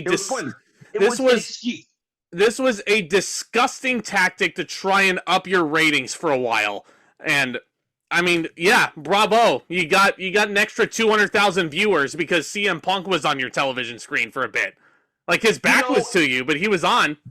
Think about it this way. You ever have like a spin-off of a cartoon and then the ratings are so shit that they're like, oh, in the next episode, you're going to get the return of the main character from the other show, even though it's just going to be a small cameo. That's what this was. The back of CM Punk was shown. That doesn't even compare, though, because, like, at least the main character of that cartoon wasn't saying jack shit about the studio. Like... Yeah. Take this into consideration. This is like Tony Khan going on Twitter and saying, tune in to Dynamite this Wednesday. You're going to see the back of CM Punk's head. Yeah. And basically, you saw the clip. They weren't baiting and switching you. You saw CM Punk choke Jack Perry a little bit, even though we're not siding with CM Punk on the matter. Nobody is in the right, because if CM Punk were actually being professional, like, he wouldn't have just choked the guy a little bit, you know? So... Samoa Joe. We're not going to rehash that whole thing. No, it's Samoa Joe was not the worth it. Locker room leader in this situation. Not worth it. The CM Punk looks like he's in a much happier, healthier situation. Yeah, but the kayfabe reason, and I'm using air quotes right now, even though you can't see it, the kayfabe reason for doing this is that that's the reason why FTR didn't beat the Bucks. Oh no, they did beat the Bucks. That's the reason why the Bucks couldn't beat FTR All In, because their friend got them distracted. And that is the most pathetic excuse I've ever heard. Just to have that clip on there. Disgusting. So with that being said, we're going into this match with a very huge black eye on the match. But I'm going to say this right now. I thought this match was good. This match was very good. It's the least excited I've been for a ladder match, and I don't even know how long. But it was good. It was. I said for a while that the Bucks were like the best tag team in the world, and I thought they were the best tag team in the world, and I thought nobody else could touch them, but I have really soured on them because of their behavior here. Because they're like children. They are. Like, there was him, like, Matthew, Nicholas, and Toni are all fucking children. Like, they are.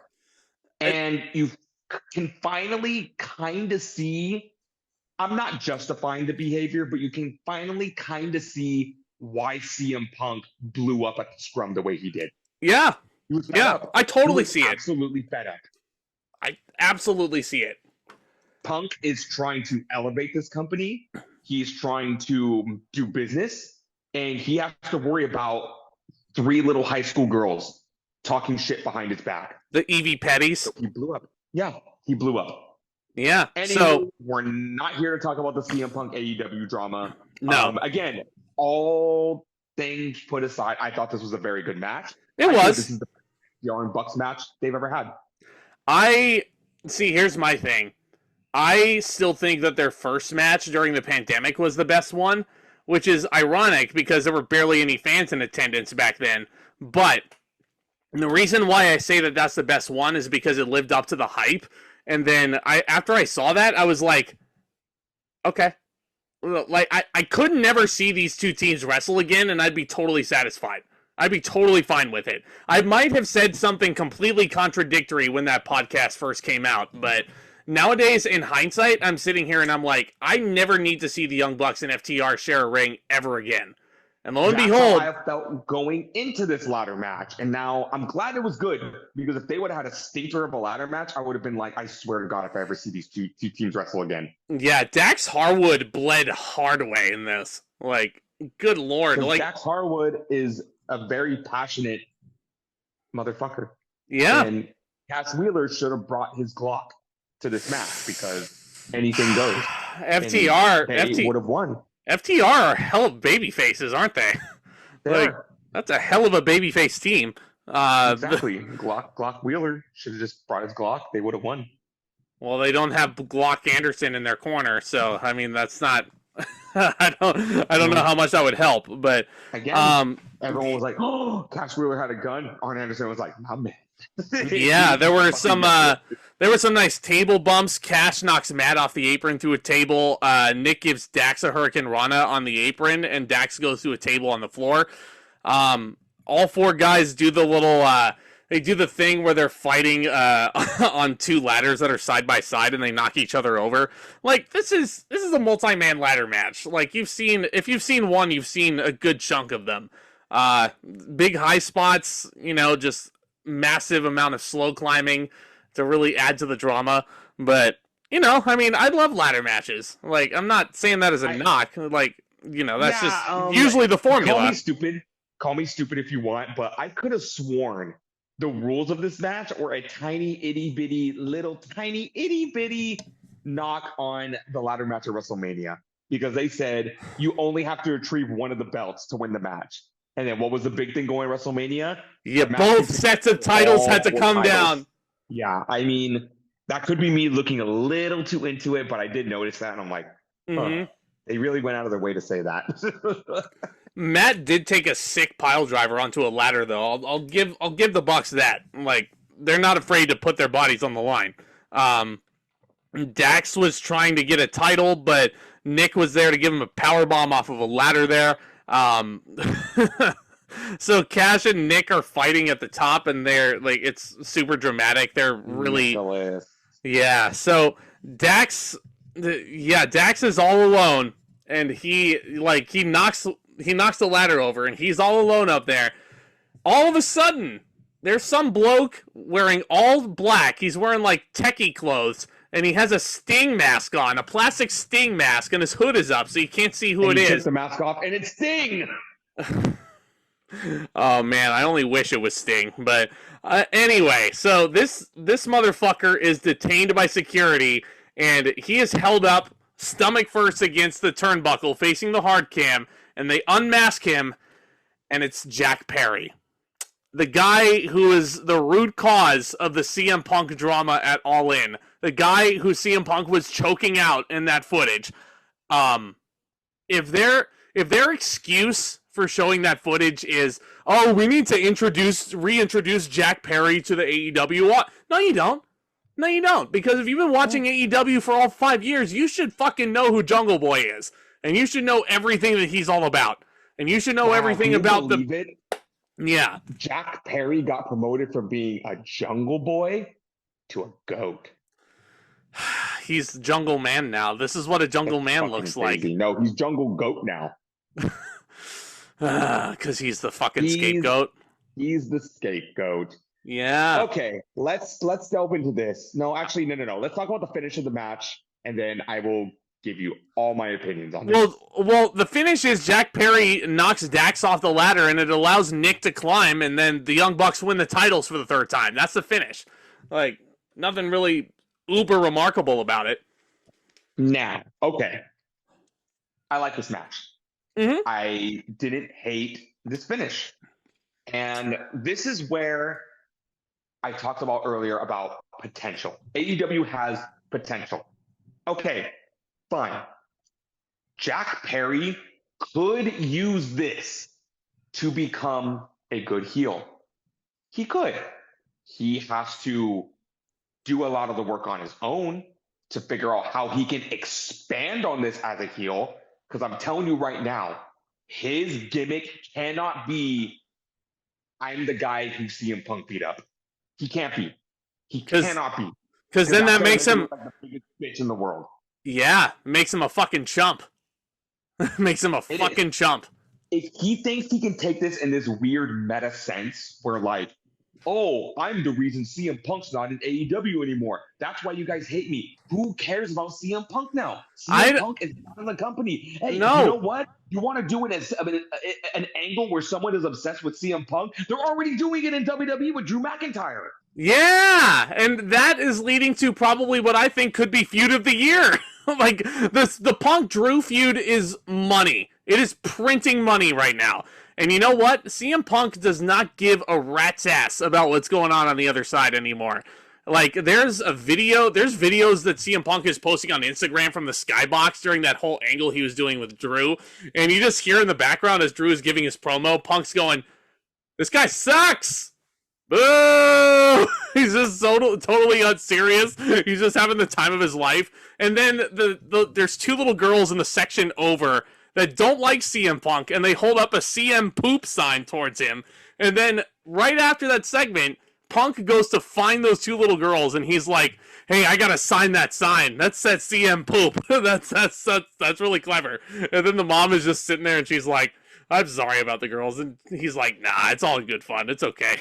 So he's having the time of his life. He does not give a damn about Jack Perry. He does not give a damn about the Young Bucks, and I hate to say it. Talk about CM Punk responding to this. He put up the best photo ever on Instagram. It was a picture of George Bush, and it said, "Mission accomplished." Yeah. I don't know what mission was accomplished, but that was basically him saying, "Good job, AEW. You did it. I don't know what you did, but you did it." Proved him right, because that whole tape went down exactly as he described on Ariel Helwani's podcast. So Jungle Boy looks like words of CM Punk. And I want you to understand that I don't have a word. And goddamn, let me try that again. And I need you to understand that I have no idea what you're saying because I'm wearing headphones. I mean, yeah. So moral of the story is Jack Perry and the Young Bucks look like petty little bitches right now that can't really seem to. CM Punk lives rent-free in AEW's head.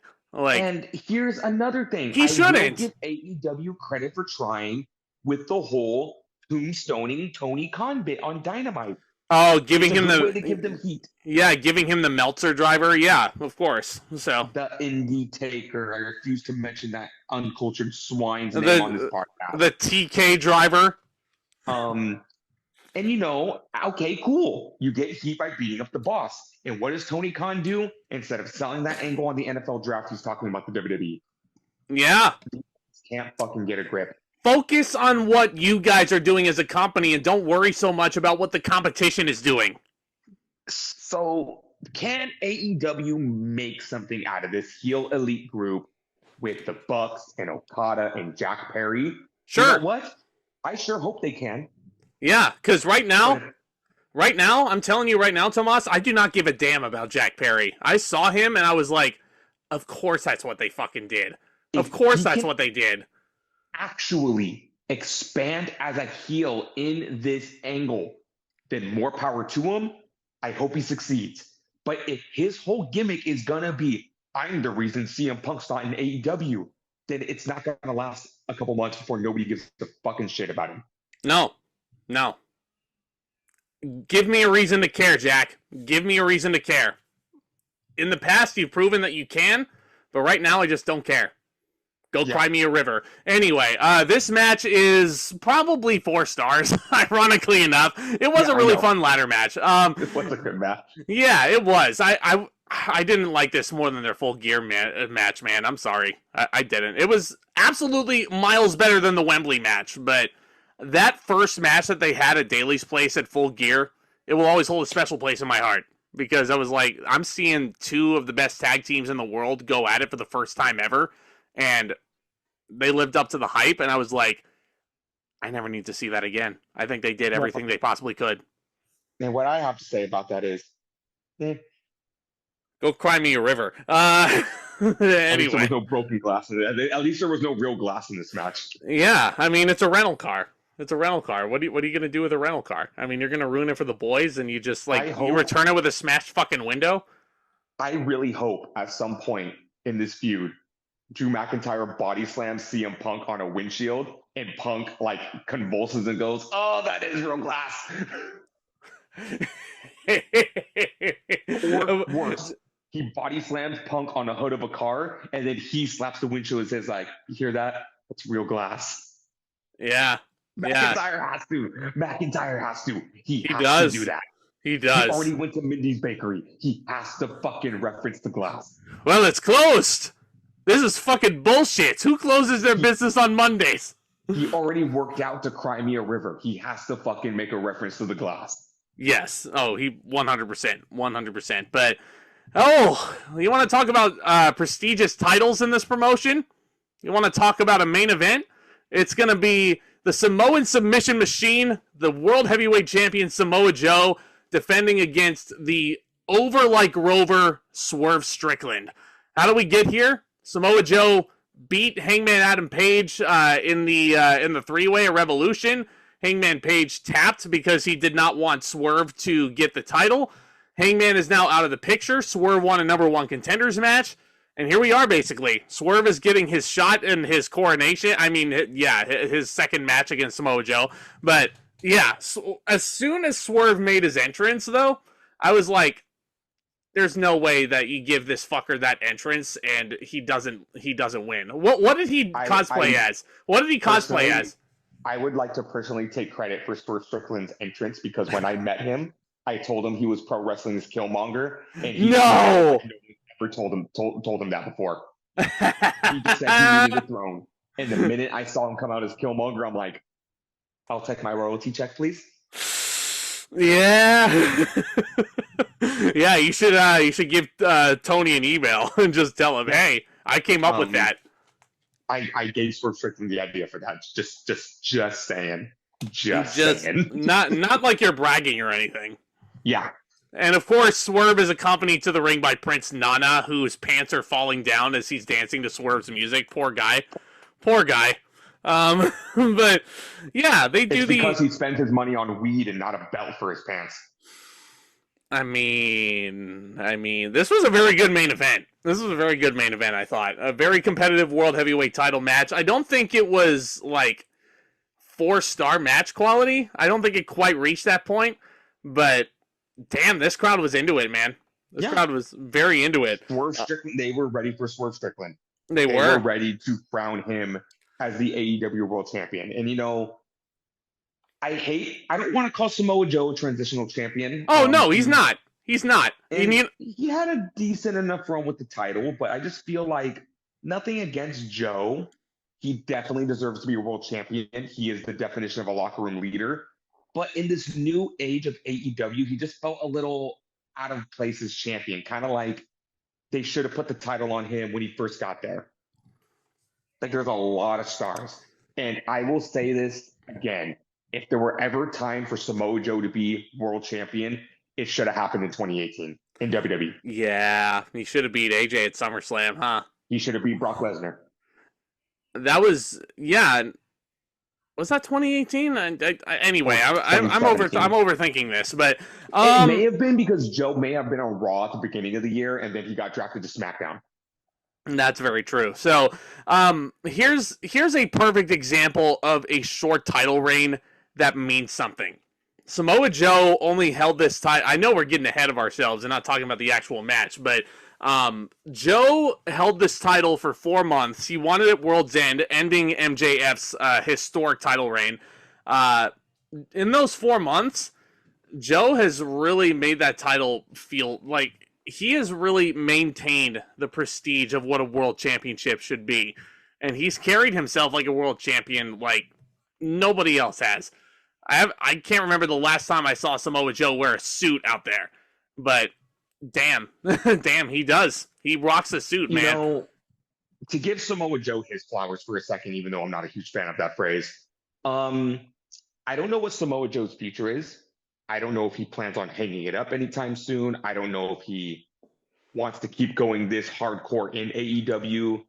Who knows? Maybe there's a potential WWE return for him. I don't know what Joe's future is, but he has just carried himself so well. He's one of my favorite wrestlers. One of my favorite wrestlers ever. People. Yeah, one of my favorite people in the business. Yeah. So Joe, I mean, he was carrying himself like the biggest bastard heel of all time. There was a point where they actually did expose the concrete floor as they were brawling. And like Swerve was the one who introduced the exposed concrete. And he's the one who gets power slammed by Joe. Swerve had a huge flurry of offense early on, and then Joe brought that to a grinding halt when he power slammed Swerve on the exposed concrete. And then Joe gets up, and he's standing up, and he's like, "Oh, this is your man right here? This is it?" Like, Joe knows. He's Joe like, fucking knows how to rile up a crowd.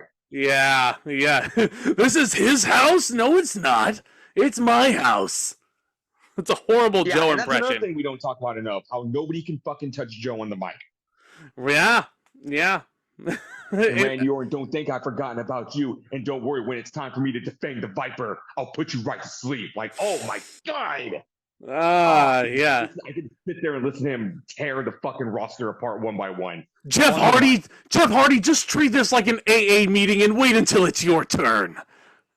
That one line right there made me want to see Samoa Joe versus Randy Orton, and we never got it. No, that's still a dream match, and we never got it. So Joe starts dominating inside the ring. Swerve eventually does make his comeback. No, Joe actually hits a muscle buster. Gets a near fall off of that. Joe grabs the AEW World title. Swerve stops the weapon attempts with a house call. 450 splash, Swerve stomp. Nice of Joe to sit up for the Swerve stomp as well. Yeah, no, you gotta love that setup there. Really nice near fall as close to the end of this thing. Running house call kick. Joe barely kicks out of that running house call.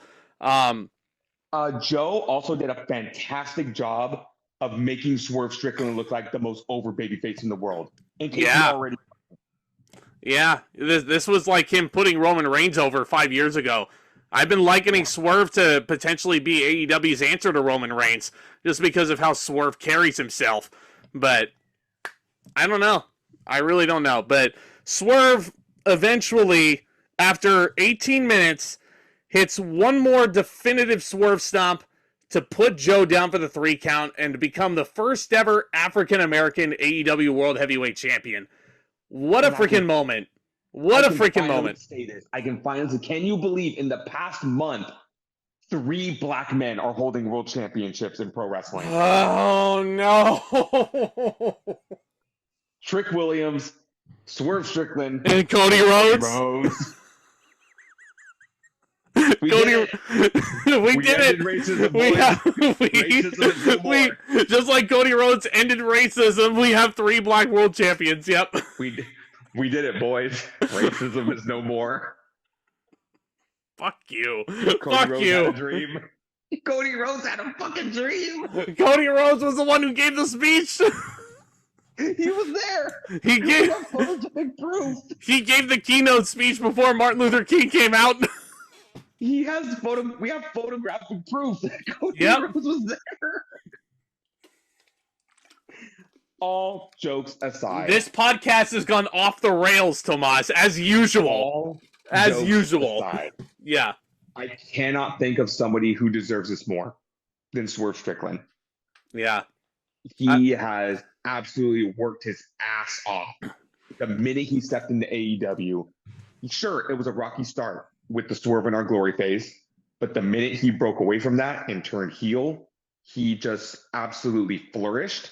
The crowd got behind him. That Hangman Adam Page feud was the best thing to ever happen to him. He has been untouchable on the mic. He has been untouchable in the ring.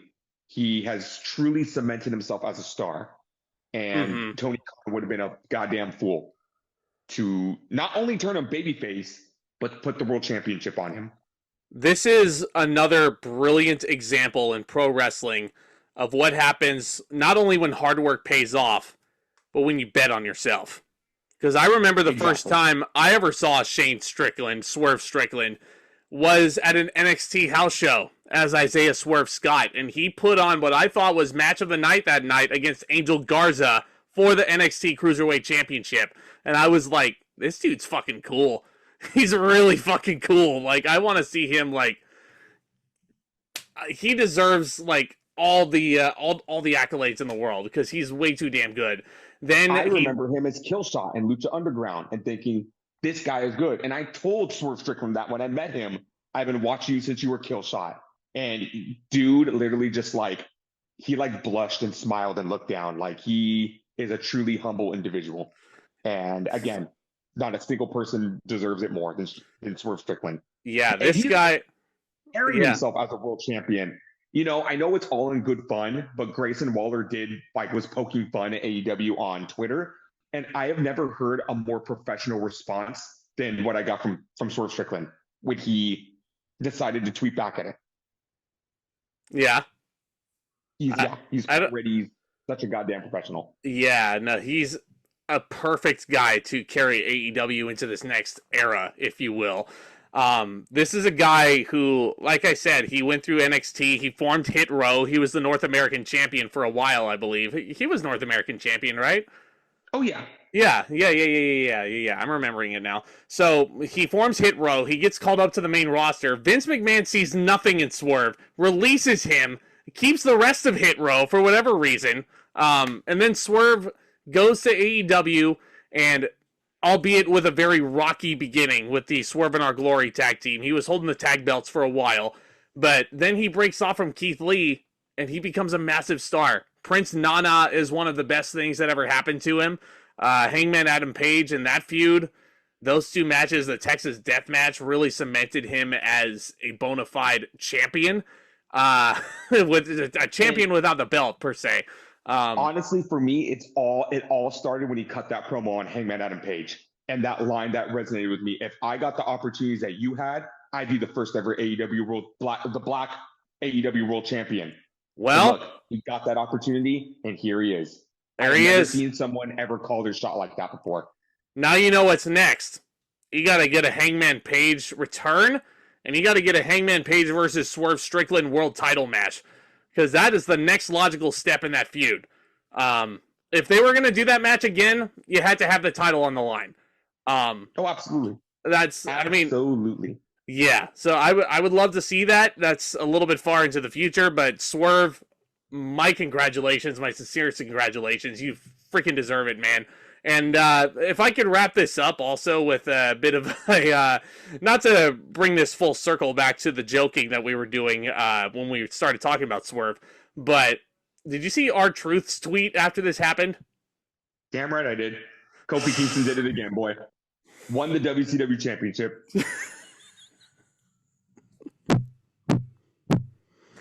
I guess R-Truth can make jokes like that.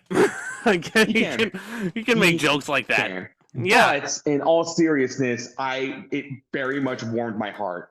And dare I say, got me a little choked up when Kofi Kingston tweeted out to Swerve Strickland. Because if there's anybody that knows that feeling, it's Kofi Kingston. Yeah, this was, and Kofi, and like Swerve even said at the media scrum after this show, he was inspired by what Kofi did at WrestleMania 35, and he's like, I want to do that too. So, oh yeah, and he did. I've never seen anyone call their shot like that.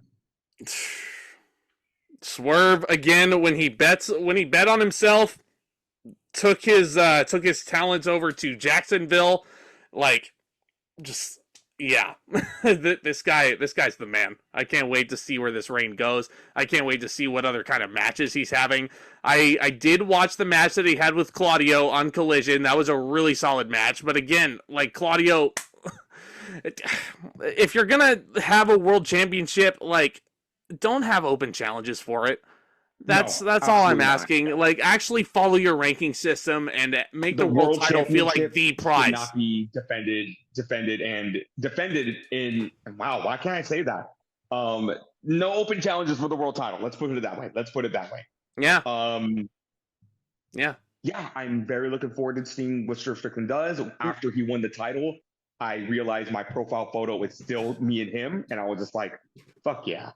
Match gets 3.5 stars, by the way. It was a very good main event. I wouldn't say it was my favorite match on the show, just because it kind of felt like these guys' time got cut. Like, it felt like they could have gone a little longer, and it would have been a better match. Oh, yeah. They could have added more drama there, but I cannot believe we got Cody Rhodes and Roman Reigns twice in 1 month. No, I'm sorry. I should have said, I can't believe we got a black man defeating Roman Reigns. Defeating a Samoan champion? A black man? No, Cody Rhodes and Swerve Strickland both beat a Samoa Joe. Oh my god. You're the worst. You are the absolute Cody Rhodes worst. Had a dream, and if it wasn't for Cody Rhodes' dream, Swerve Strickland never would have won the AEW World Title. I hate you. I hate you so much. But AEW Dynasty. Wow. What a this is a better show than I remembered it. This rating might come as a surprise to you, but I'm going 8.5. I thought the wrestling up and down the card was very good. The Will Ospreay Bryan Danielson match was worth the price of admission by itself. Even though you had two very solid matches following it, it definitely felt like it suffered from WrestleMania 18 syndrome, where it didn't matter what you put after Ospreay and Danielson, there was nothing else that could have followed that match. And I feel like the show sort of suffered as a result, but other than that, I mean, you had solid wrestling. You had a phenomenal opener as well, a very fun trios match. The Chris Jericho bullshit, put that aside. But everything else I thought was, it made sense. It was good. I'm going to give this a 7.75 out of 10. I thought every match not every match, but there was some very solid wrestling on this show. Not a fan of the TBS title being basically irrelevant in this match because you know what's going to happen. The Hook Jericho stuff was a load of bullshit. It was. But, we had Okada and Pac. We had a great trios match.